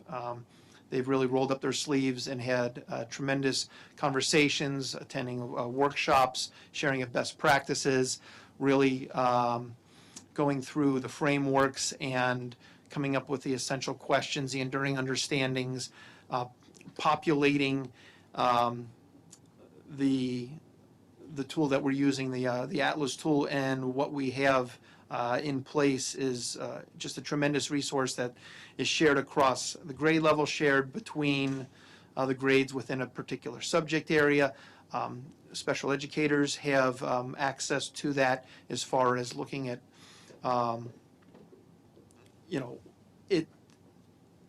it's really, I can't describe what a powerful tool it is, and it's something that it's being updated constantly. It's revised, looked at over and over. I think next year what we're really going to see is one of the true powers of this as we, as you know, we're moving to a different model within grade 5 and 6. And namely in grade 5, I'm going to have a few teachers who are teaching a discipline that they haven't taught for a while, or haven't taught, I guess in several years, and to be able to log into Atlas, see all of the work that is there, see the scope and sequence, the enduring understandings, the essential questions, all of the vocabulary pieces that are now populated in there, and the learning activities, the assessments, that it's just everything is linked, and it's just this incredible massive information in a well-organized and orchestrated manner that the staff owns because they built it. And, there's a lot of pride around that, and just professionalism between colleagues on this is, and seeing the teacher saying, okay, I'm going to work with you carefully next year as we get through this, because I know you haven't taught this subject in a couple years. And it's changed, especially, like you look at the science curriculum, the NGSS, and that's a perfect example, because some of our 5th grade teachers who haven't taught science in a few years, they're going to be teaching units that they haven't taught before. And to have all of that at their fingertips and then be involved as they go through and add to what's already there. Just a tremendous resource. So looking at this goal, specifically for the middle school, we are going to really be continuing and moving more into stage 2 and stage 3. I will be honest to tell you that depending on the grade level and the subject area, we're in different places. So as we get into what our staff needs to continue our own work is going to be a little bit of differentiated professional development, because there may be some individuals who might need to go back and revisit some of their essential questions, some of their stage 1 materials, maybe particularly in science. There could be, other departments, other areas that have really pretty much have stage 1, 2, and 3 almost complete. And now it's going back and reassessing, what their what's working best, can they add to? Is there another way to differentiate this particular lesson? Is there a different way to offer that instruction?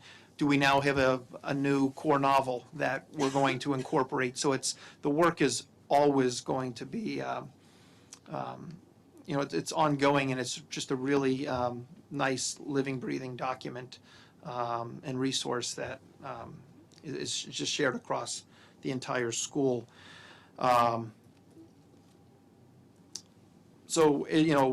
Where we're going to also be taking a lead, and I know that it's been spoken to earlier, is several of our teachers will be working closely with the high school staff, as well as other teachers with the elementary staff, helping model and getting some of the conversation started around the process, and looking at the standards, looking at the frameworks, and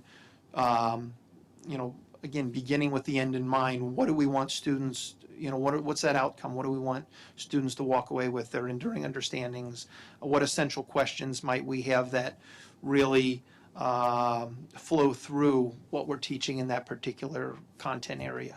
I'm excited for some of our teachers to have that leadership opportunity, working with other, as well as the articulation with the elementary and the high school. So, we're very excited about that, but also not forgetting that we have a lot of work to do ourselves and continuing our push forward in this endeavor. So I don't know if you want to entertain any questions on this or go on to the second goal and questions at the end. Sure. So again, I'm going to claim new status here, and first time hearing it, this side of the bench, if you will. So we all know that the model is changing for the 5th and 6th grade to go from the 3 teacher teams to 2 teacher teams. Yes. And as you expressed, you have teachers now who are going to be teaching subjects that they haven't taught in a long time. And you said that there is this Atlas Yes. link that they can refer to, and of course, you have teachers who have currently taught those. Right. I don't have a single, there's not a single subject area that everyone's new at. There's people who've been, Correct. doing Correct. that. That's right. They will have the benefit Yes. of referral from other teachers who are currently Correct. teaching those subjects. But you had mentioned that there are new frameworks that have been given by the state. Yes. Where classes will need to be taught in units that don't have benefit of being an Atlas link. So how are you going to assess that teacher who is going to teach a subject that they may be stale in, and I hate to use that word, on a new unit where they won't have that reference, and ensure that they have the ability to hit the ground running come September?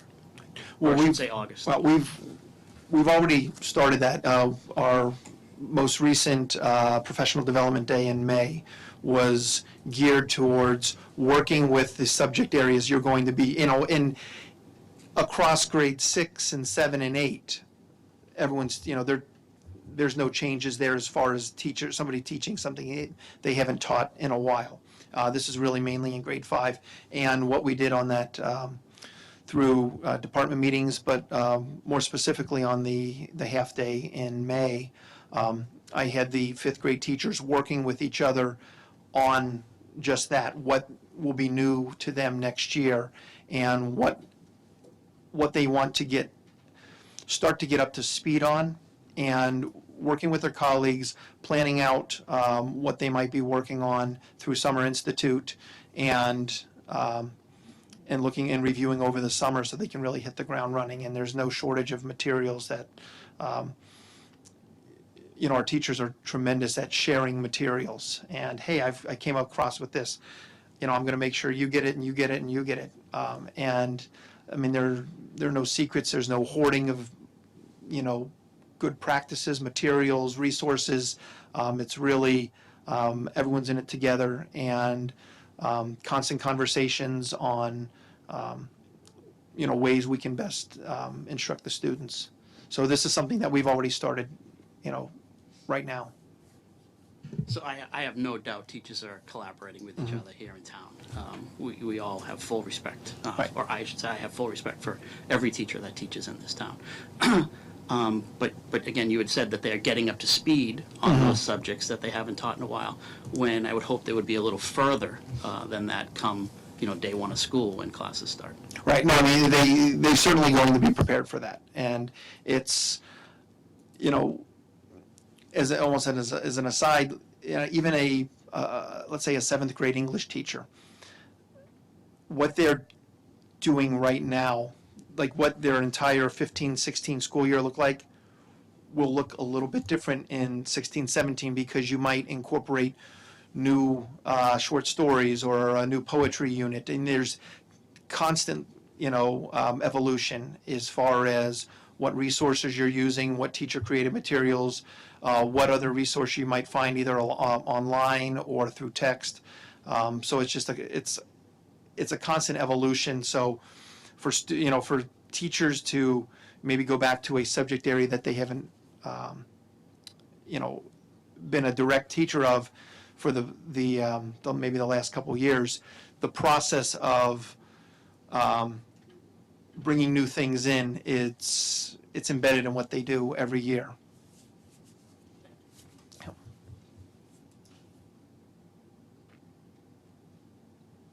Steve, just one follow-up to what Rich Sure. said. I mean, at the end of the day, a good teacher is a good teacher, right? Absolutely. So regardless of, it's really delivery in receiving than it is going back and relearning the subject. Right, Would that be yeah. safe to say? Yeah, it's you're teaching children first, content second. It's a cliche type thing to say, but as you mentioned, good teaching is good teaching.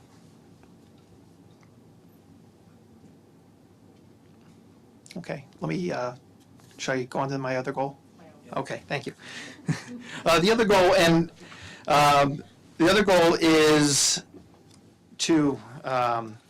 is an enhancement of our performance on MCAS exams, and this is where it's a lot of the things that we've done over the past few years we're going to build upon.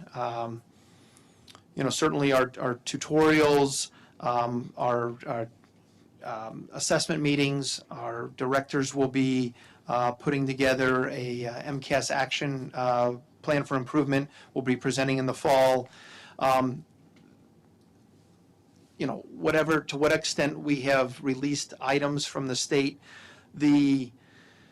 As we're building our calendar for next year, I've been, carefully listening to every bit of information that is coming out from the Department of Ed regarding assessment for next year and what that might look like. And, certainly with MCAS 2.0, I guess the biggest thing is that the entire state's going to be on the same page. You're not going to have that half PARCC, half MCAS. Everyone's going to be, on the same page, working on the same assessment. It's going to be an adjustment for us as an MCAS district. It's going to certainly be an adjustment for the districts that have been doing PARCC for the last couple of years. All I know about next year definitively is from an email I think a couple weeks ago that the testing window, instead of having two distinct testing windows, there is going to be one lengthened testing window from April 3rd to May 26th.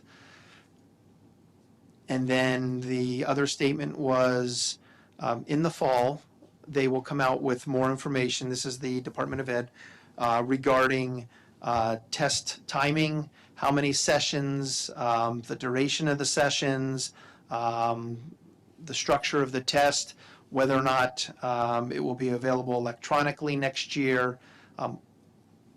That's more to come. And so I'm hopeful we'll have some of that information at our disposal as we write our MCAS plan for improvement.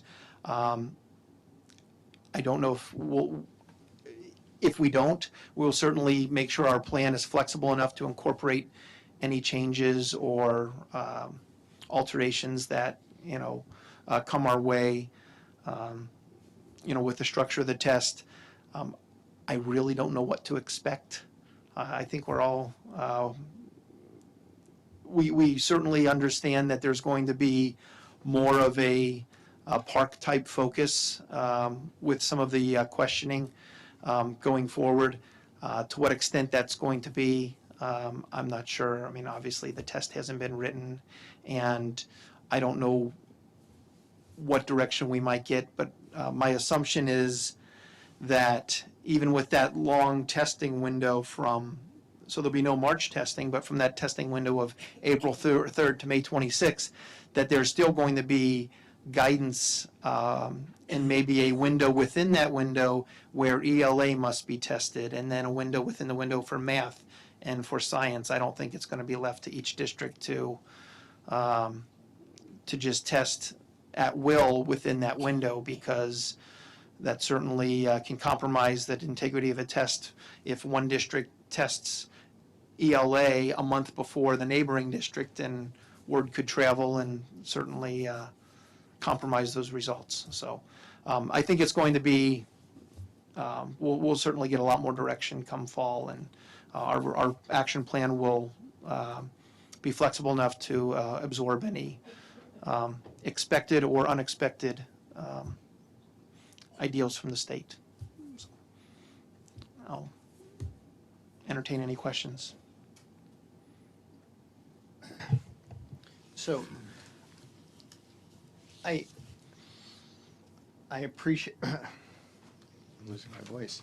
I appreciate the fact that we're continuing to work on this, and there's a lot of unknowns. And I'm hearing a lot about mechanics of the test. And I think some of them are, I agree that some of them matter when you're taking the test versus where you are in the curriculum obviously matters. But at the end of the day, we've had a lot of meetings in this, a lot of school committee meetings where we talk about the fact that we have the right curriculum that is addressing the right skills, and we've got good teachers, and we're teaching the right strategies. So our students, regardless of the test, should be successful on these. I mean, would you agree with that? Yes, absolutely. So, I guess my question, the question that's in there is, based on the fact that we have these as a given, we know that this is in place. What is the data telling us in terms of where we need to do things a little bit differently? Is there a particular grade level? Is there a particular place that we're missing? And I know we'll get into some of this when we get next year's results. But as you think about this, is there any particular constituency that you think we need to spend more of our focus?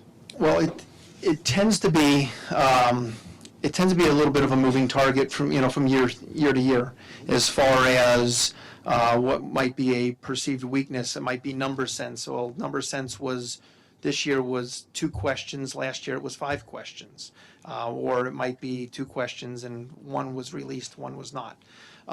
So we really use that data as kind of a jumping off point for where our students are at and where we can then focus and refocus instruction, whether it's revisiting it with the students the following year based on how they did the previous spring, or a combination of that with going back and making sure that the previous grade does a better job or maybe does a different job, instructing that and what that might look like. And so, I mean, that's a constant adjustment that we use. We kick off with MCAS data, but then through our assessment model, we're constantly revisiting it from different angles and looking at different topics that we maybe didn't do as well as we'd like to, and other topics that we did do fairly well on, and maybe to present in a different way and see if we can still maintain that. So it is a constant process that, through our data meetings and through our formative assessments that we're constantly taking our own temperature on. But I mean, if I can't put my finger on saying it's exactly this right here, this is it, because tomorrow it will be something else.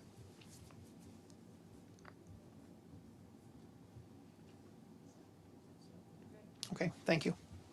Stephen, thank you. And last to the table tonight is Bob Cleary, principal of the high school. He is going to give you a May update for the 2015-16 plan. And following suit, he will share with you the plans for UBD at the high school and what his goal 3 is. Good evening, everyone. We need to take a break or anything? Get up and stretch. Thank you for having us. I'm excited to be here tonight. To start our update, I'm going to jump to our goal 2, our Pathways to College, because we really haven't really done much with that since the February update. Unfortunately, it's kind of stalled a little bit. We had talked prior to this fact about some financial situations. It's trying to get this collaborative together and kind of figure out, it's kind of a complex billing structure on, how many kids are going to be in there, what's going to happen. And I think it's a great idea and we're all excited about it, but we've all sort of seemed to hit a snag. We brought Tom Geary in, so we brought a lot of our business managers in to see if there was a way to sort of form a collaborative or see what can happen. But there's some things that I think the colleges are kind of a little iffy about trying to get involved with that. So it's kind of stalled at this point. I think we're all still involved in looking into it. We've obviously taken a look internally in the school as far as the students that we might have looked to earmark for this program. We're going to try to look to see if there's expansion from our normal dual enrollment program. There's also a national gateway to college program that's offering certain amounts of funding that are ways to possibly, if you've got 1 or 2 kids to go, those are possibilities too. So I think like everything with us, we're trying to be as flexible as we can and give our students opportunities that might not normally exist. So we'll keep that open and keep looking at it. But again, unfortunately right now, I think it sort of headed down a path that we weren't really interested in using. So at this point, it'll be kind of back to the drawing board on that. With our internship goal, we're really excited about this. We've had a lot of great feedback at this point. To kind of jump back in, one of the things we did, one of our biggest concerns in the internship program, I think everybody has this concern, is the large percentage of our students that do AP testing. So it's kind of hard to get them out of the building at some point in time to do an internship. So I had asked Kevin and a committee to kind of look at scheduling, if there's anything we could do scheduling-wise, and if there's anybody out there doing anything interesting that might help that. And although there was a lot of information, they contacted like 23 different schools. They visited several schools. We've got some interesting information, but everybody's in the same boat, that there's really AP is AP. What we're excited about right now is, although there doesn't seem to really be anything we can do schedule-wise that's going to alleviate that, especially we have a lot of students that will take multiple AP, so even if you could kind of rearrange a schedule to try to get a student that's taking 4 AP classes, to think you can schedule them all in the morning and have them go for an afternoon internship. Really nobody had anything like that as we looked at it. So most everybody looks to do something of an abbreviated internship, and we actually have one of our students that is doing that this year. So they basically ended up doing a 1-week internship this past week. So we're interested to see how that works out and kind of what the feedback is there, to see that we can still offer that and have that opportunity for our AP students. But we did get a few other things out of that from the survey. We looked at our staff and our students, and they all really, and I think that there's a great like of the current schedule that we have. So we looked at benefits of changing, didn't really seem to do much for what we wanted to do. But we were able to look at some other schools, and some of the things as we look to expand the internship program really led us down to some of, we've talked about in the past, of sort of internal internship programs, and part of that is, and I'll talk about it in our update, and in our schedule for next year, is really kind of looking at that sort of student-led and sort of much like our help desk, but almost doing like academic help desks that we can look to expand, that a lot of different schools have used, and that's one of the things to give students that opportunity to kind of do an internship in the building without having to leave. So that allows them to still maintain their academic focus and be in the classrooms that they're in. All in all, we had 9 students that we were looking to take about 5 students to pilot the program, but we had 9 students who came up with some really great ideas. I just couldn't say no. They were pretty excited about what they were doing, and we had the people with the committee that were ready to kind of take on those students as mentors, and those students accepted, participated. Just to give you an idea, they're in radiology at Leahy, graphic artists, they're in education, in psychology, someone's working at a hair salon, an auto body shop, someone's working at Brigham and Women's, and someone's working at a local food pantry.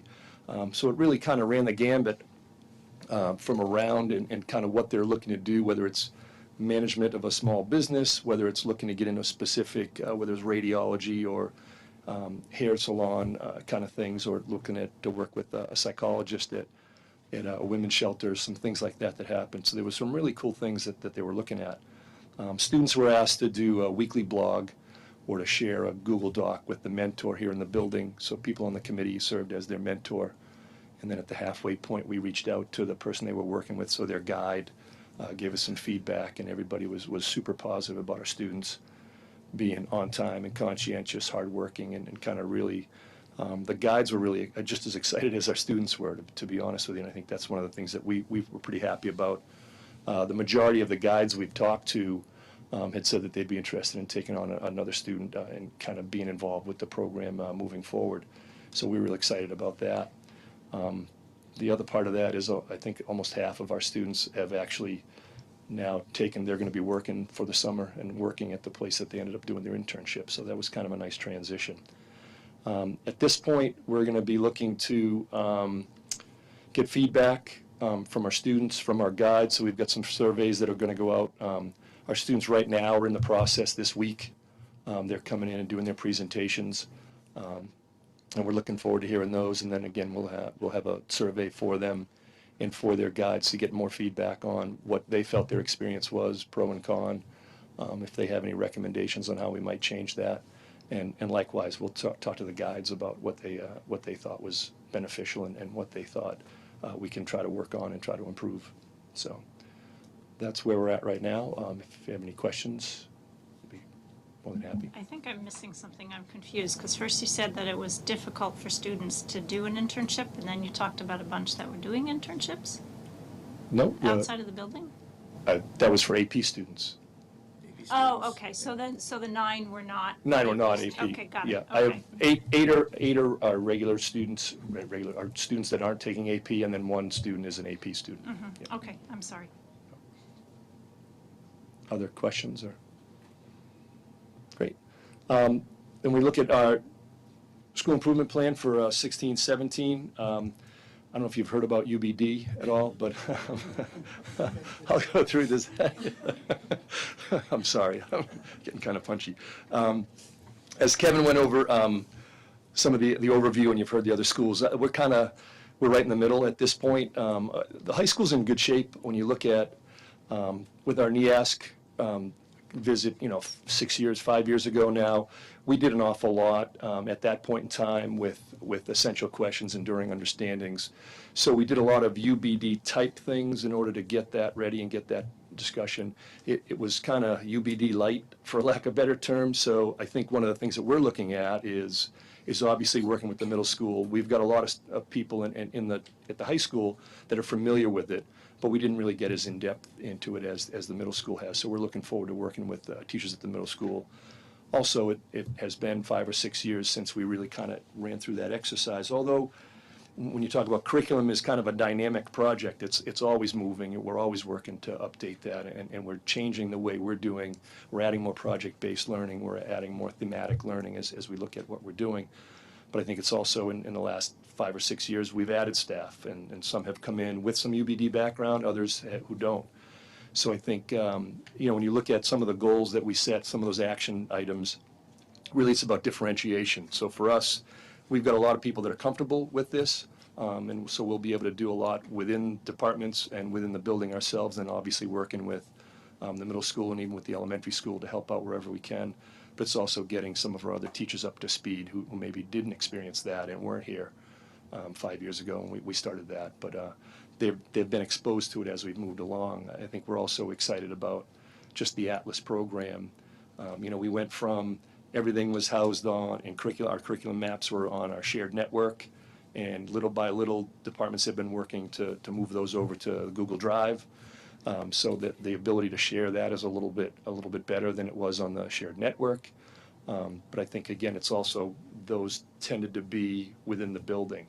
So Atlas gives us that district-wide lens for us to really take a look at some of these things, and also for us to, you've heard it from the ELA when they started looking at their curriculum, for us to be able to go into Atlas and see what are those things that were being handled at the elementary school, the middle school, and I think as you start talking about, has number sense been missed at some point in time, or have we dealt with it? Or I was speaking to Mary Ellen the other day. It's at one point in time when we started looking at it, the concept of the life of a hero was done in 5th grade, and then in 8th grade, and then in 10th grade, and kind of do we need to do it that often? And how can we make sure there's not that redundancy, and we make sure we can kind of get a little more breadth into what we're doing? So I think that's going to be a dynamite advantage to being able to use Atlas. And again, to sort of explore this and have our teachers really kind of dig into and sort of revamp those curriculum maps and get them up to speed, get them up to date. But again, for us, it's not going to be a matter of reinventing the wheel or starting from scratch. We've got a lot of those enduring understandings and essential questions in place. It might be a matter of just updating them, or again, as we look at how we've tweaked the curriculum, we're going to go from there. So we're looking forward to that. But I think, first steps, obviously, like everyone, we'll be working with Curriculum Council to kind of define a little bit more sort of support for staff to learn about UBD and kind of know what we're looking to do, and then some specific targeted professional development once we get to October, as far as really getting people to kind of dig in there and start, pick that favorite unit and that favorite subject, and really kind of jump in and start working on that. So we're looking forward to that. Should I take questions there? Do you want me to go on to the next goal? Do you want to jump in? Great. Then the other goal is our internships. We're looking to expand this. We're excited about this. I think right now the response has been super positive about the students that have taken the internship, and even as the last couple of days as they've been back in the building, to see them kind of talk to their peers, and kids come up and ask them about how it's gone, and try to see that excitement happening. And the feedback has been super positive. So I think, as we look at rolling out next year to kind of expand, we'll look at the survey and the results. We'll share that with staff. We'll look to probably expand the committee by a few people. We'll also look to start training and expanding mentors. Right now, our mentors have just been the people that were on the committee. But I think ultimately we're looking at it, if obviously we get to that point where if enough senior students are going out of the building at that point in time, those teachers of senior classes will have a lighter load at that point in time, so they'd be able to take on mentoring responsibilities. And that's really kind of, as we look to see if we can build that probably through our Compass program, to start kind of matching up students and mentors at an earlier stage, as opposed to we kind of did it kind of at the end at this point in time. But see if we can make some of those connections to start with. So that we're looking forward to that, and that'll just, again, be training students, training staff, creation of a website to kind of get a lot of the information right now that we've been sharing individually with students, but really be able to get it on the website and allow students, allow parents, allow staff to see that, allow the community to see that. Because I think, obviously one of the things that we've got to work a little bit harder at now with the dissolution of Linfield Business Coalition is for us to really get out there and try to track down possible places that would be willing to sponsor students in the internship. And again, we've been really excited about the feedback we've gotten already from the 9 places that we've worked at this year. And we've had a number of other people ask about it as they've heard people talk about it. So I think the more we can kind of advertise that and get some people in, and I think there was a part of this too that we were pretty excited about, that the students that did it went out and got, we didn't set these up for them. So I think it's showing that onus putting that onus on the students and having them show that initiative to get out there and find a place that they're interested in and track down people that they might know, or we'd give them, you might ask this person, you might ask that person. And then their ability to kind of find these places and set up their internship was really good, and that was encouraging too. So we're excited about that. We're also looking at a number of different opportunities. I already mentioned it earlier about trying to look at just within the building and take a look at some of the academic help centers, and whether it's we do the writing center now, but look at math or science. Looking to do students that, again, may not be able to or want to take off that time at the end or have the maturity to work individually outside and have that independence, but might work in the building and be able to work, whether it's help setting up lab materials in science class, whether it's helping with athletics and setting up on games and doing different things that we do within the athletic realm. Or again, other parts of what we do. NHS does some tutoring. But again, we've got the help desk, we've got Makerspace, we've got a lot of different initiatives that are happening in the building, that to have a guide and a teacher that's doing that, but a teacher that doesn't need to be in those spaces every single period, that we can be able to use our students and be able to kind of man those places and make it far more student-centered rather than adult-centered when we're looking at that. I think that's pretty much where we're going. And again, obviously some of the steps that we did this year will kind of continue to go as we look to grow this. Any questions? So last year, when you brought the internship program forward, we kind of said, well, is this a new programmatic thing that requires school committee approval, or is it a pilot? It sounds like you're saying at this point, this is something that you feel has been successful this year and you want to move forward with. Certainly. So it's at some point, it seems like we should say, this is a programmatic change at the high school that the school committee is approving. So I don't even know who the question. I'd like to make a motion to approve internships. But so it sounds like you've done enough. You're going for it. And Yeah, I think at this point the feedback ready that to we've gotten, formalize right, it we're excited about it, and I think it's been pretty positive. So I think it's something we would like to really kind of make a stronger push on this to try to expand the program so it will involve more students. So did we ever, you've described it to us, but do we have any sort of document that says this is how it works and so forth and so on that we can say? I can certainly share that, so I have the guidelines and things that we did Yeah. before. I think I printed them out and showed them to you, but I can share those with Yeah. you. Yeah. Or any changes that you might have tweaked? Certainly. During the course of the year. Yeah, so that's just it. So a lot of those changes that we're looking at will come the beginning of next year. That's really kind of what the committees will be doing right off the bat to kind of see what we're going to change and what we're going to expand in that point. And then again, a lot of it's just sort of drumming up the opportunities, and we'll go from there. Actually, kind of piggybacking off of that, I think it's a great program, and my question is not whether we should do the program but is it appropriate for a school improvement plan given the narrow number of students that it actually impacts? I mean, we're talking about, we had eight students last year, and again, it has nothing to do with the value of it.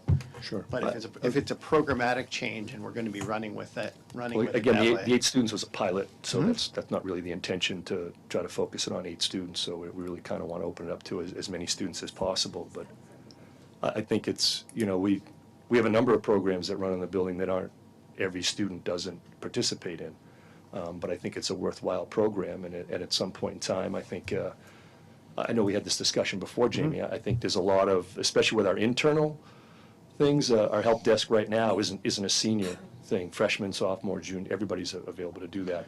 So I think one of the things, when we look at our academic help centers, are really the things that we can look at to sort of expand it and give that opportunity to all our students. My concern, when you talk about appropriateness, number one, if all of our students aren't in the building, that doesn't make a lot of sense. But I think the other part of it is, just like we've said, even with our seniors, that the maturity of, of a ninth grader to be out of the building working independently, I don't know if they're really developmentally ready for something like that at that point in time, as opposed to working on programs that we're going to try to develop within the building that will give them the support that they need, but give them a little bit of independence. And so I think it's one of those, a progression. I think it's perfectly appropriate as a school improvement plan, because it's improving the school.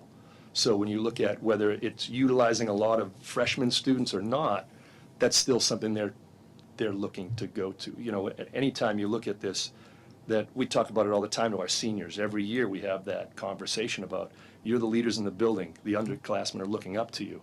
So those things that you do are things that they aspire to do. So I think when you look at, for lack of a better term, the carrot at the end of that 4 years is a program like this. And we talk about, in order to be able to be involved in that, you need to keep your academics up, discipline up. So although freshmen may not participate in it directly, they're impacted by it. So I think when you look at the impact of anything that we have as a goal and part of the school improvement plan, that's improving our school. That's going to talk about the culture and the climate of the building. And whether it's a direct impact of a student right now in ninth grade or 10th grade, it's certainly things that they aspire and they're going to try to get to at some point in time. And again, I think there is that trickle down. So there's a number of different things that we're going to look at, programs that we will be able to do 9 through 12. And then again, at some point in time, I think, you earn that right as a senior to then be able to take those last few weeks off and go out and explore that situation. I don't want to speak for everybody else, but that would be my answer to that question, I guess. Yeah.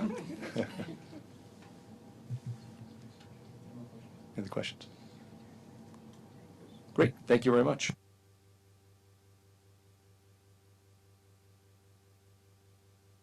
I guess I'm just going to make one general comment about the school improvement plan, since we sat here for almost 2.5 hours. Appreciate everybody's effort to bring these forward. One thing that kind of dawned on me when I was listening to Kevin open up, and then Rich had a follow-up question about what was happening at Summer Street and why is it not happening at Huckleberry and so on. It's really not vertical articulation anymore. I think it's up, down, sideways articulation amongst everybody. Being a small district, I think we rely on everybody to participate to a certain extent, and I think ultimately we're all pulling in the same direction, which is to create a good product.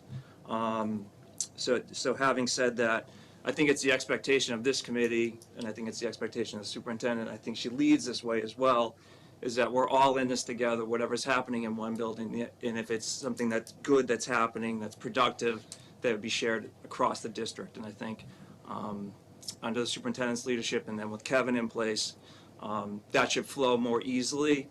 But I certainly don't want anybody to leave with the impression that one school's doing something better than the other school and the other school's not getting the service. I think generally speaking, for the entire staff, I think everybody is pulling in the same direction. We want to give the kids the best education possible. And so, again, I think it's the expectation of this committee that whatever occurs that's good, that's great, that's productive, that works, gets shared across the district. And I would hope that you would implement that as the district leader. So that's my only comment about the school improvement plans. Having 2 hours to sit here, it's kind of dawned on me that we ought to address that.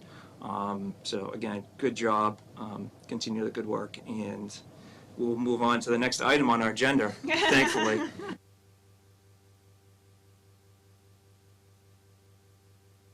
So I have 2 things on the superintendent's report tonight. The first one is sharing out of really a celebration. We had the great fortune of some of our students, they took part in the Special Olympics. And the Special Olympics took place on May 6th at McDonald Stadium in Malden. And it's for athletes between the ages of 8 and 22.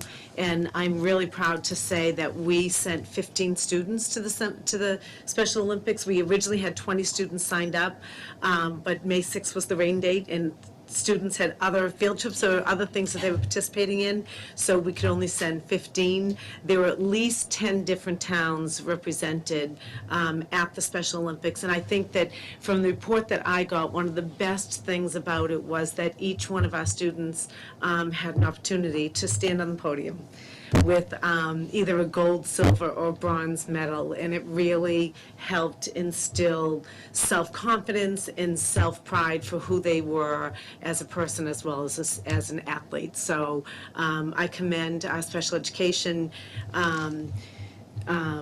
part of our education for being able to take our students to do that. I think it was a great accomplishment for them, and I was happy that we were able to be part of that. And the second thing that I wanted to give an update on, mostly because we did not have a representative from the high school here today, is that senior happenings are happening. So this is it. It's the end of the year. May 26th is the last day for students, and I don't think the senior class could be more excited about their senior week next week. We're hoping for good weather. They have so many great activities, from Six Flags. The whole class will go to the Hard Rock Cafe with the Improv Asylum on Tuesday night. The senior prom, it will be held at the aquarium this year, out on the lawn, which is really exciting. And then, of course, graduation. We have the awards banquet, the award ceremony on Thursday night with the barbecue for all of the seniors, and then graduation is on Friday night. So just congratulations to all the seniors. It's a terrific class, and I think we're all looking forward to celebrating with them next Friday night as they graduate, or on June 3rd when they graduate. So that's it for my update. Great, and I don't think we have any public participation, so we'll move on to matters for action. We have the handbooks, and we can do this all as one vote, vote them all at one time, or we can vote them individually. If nobody has any changes or objections, we might as well just get it all done with one vote. Great. Move to approve the high school, middle school, elementary, and preschool handbooks as presented to the committee. Second.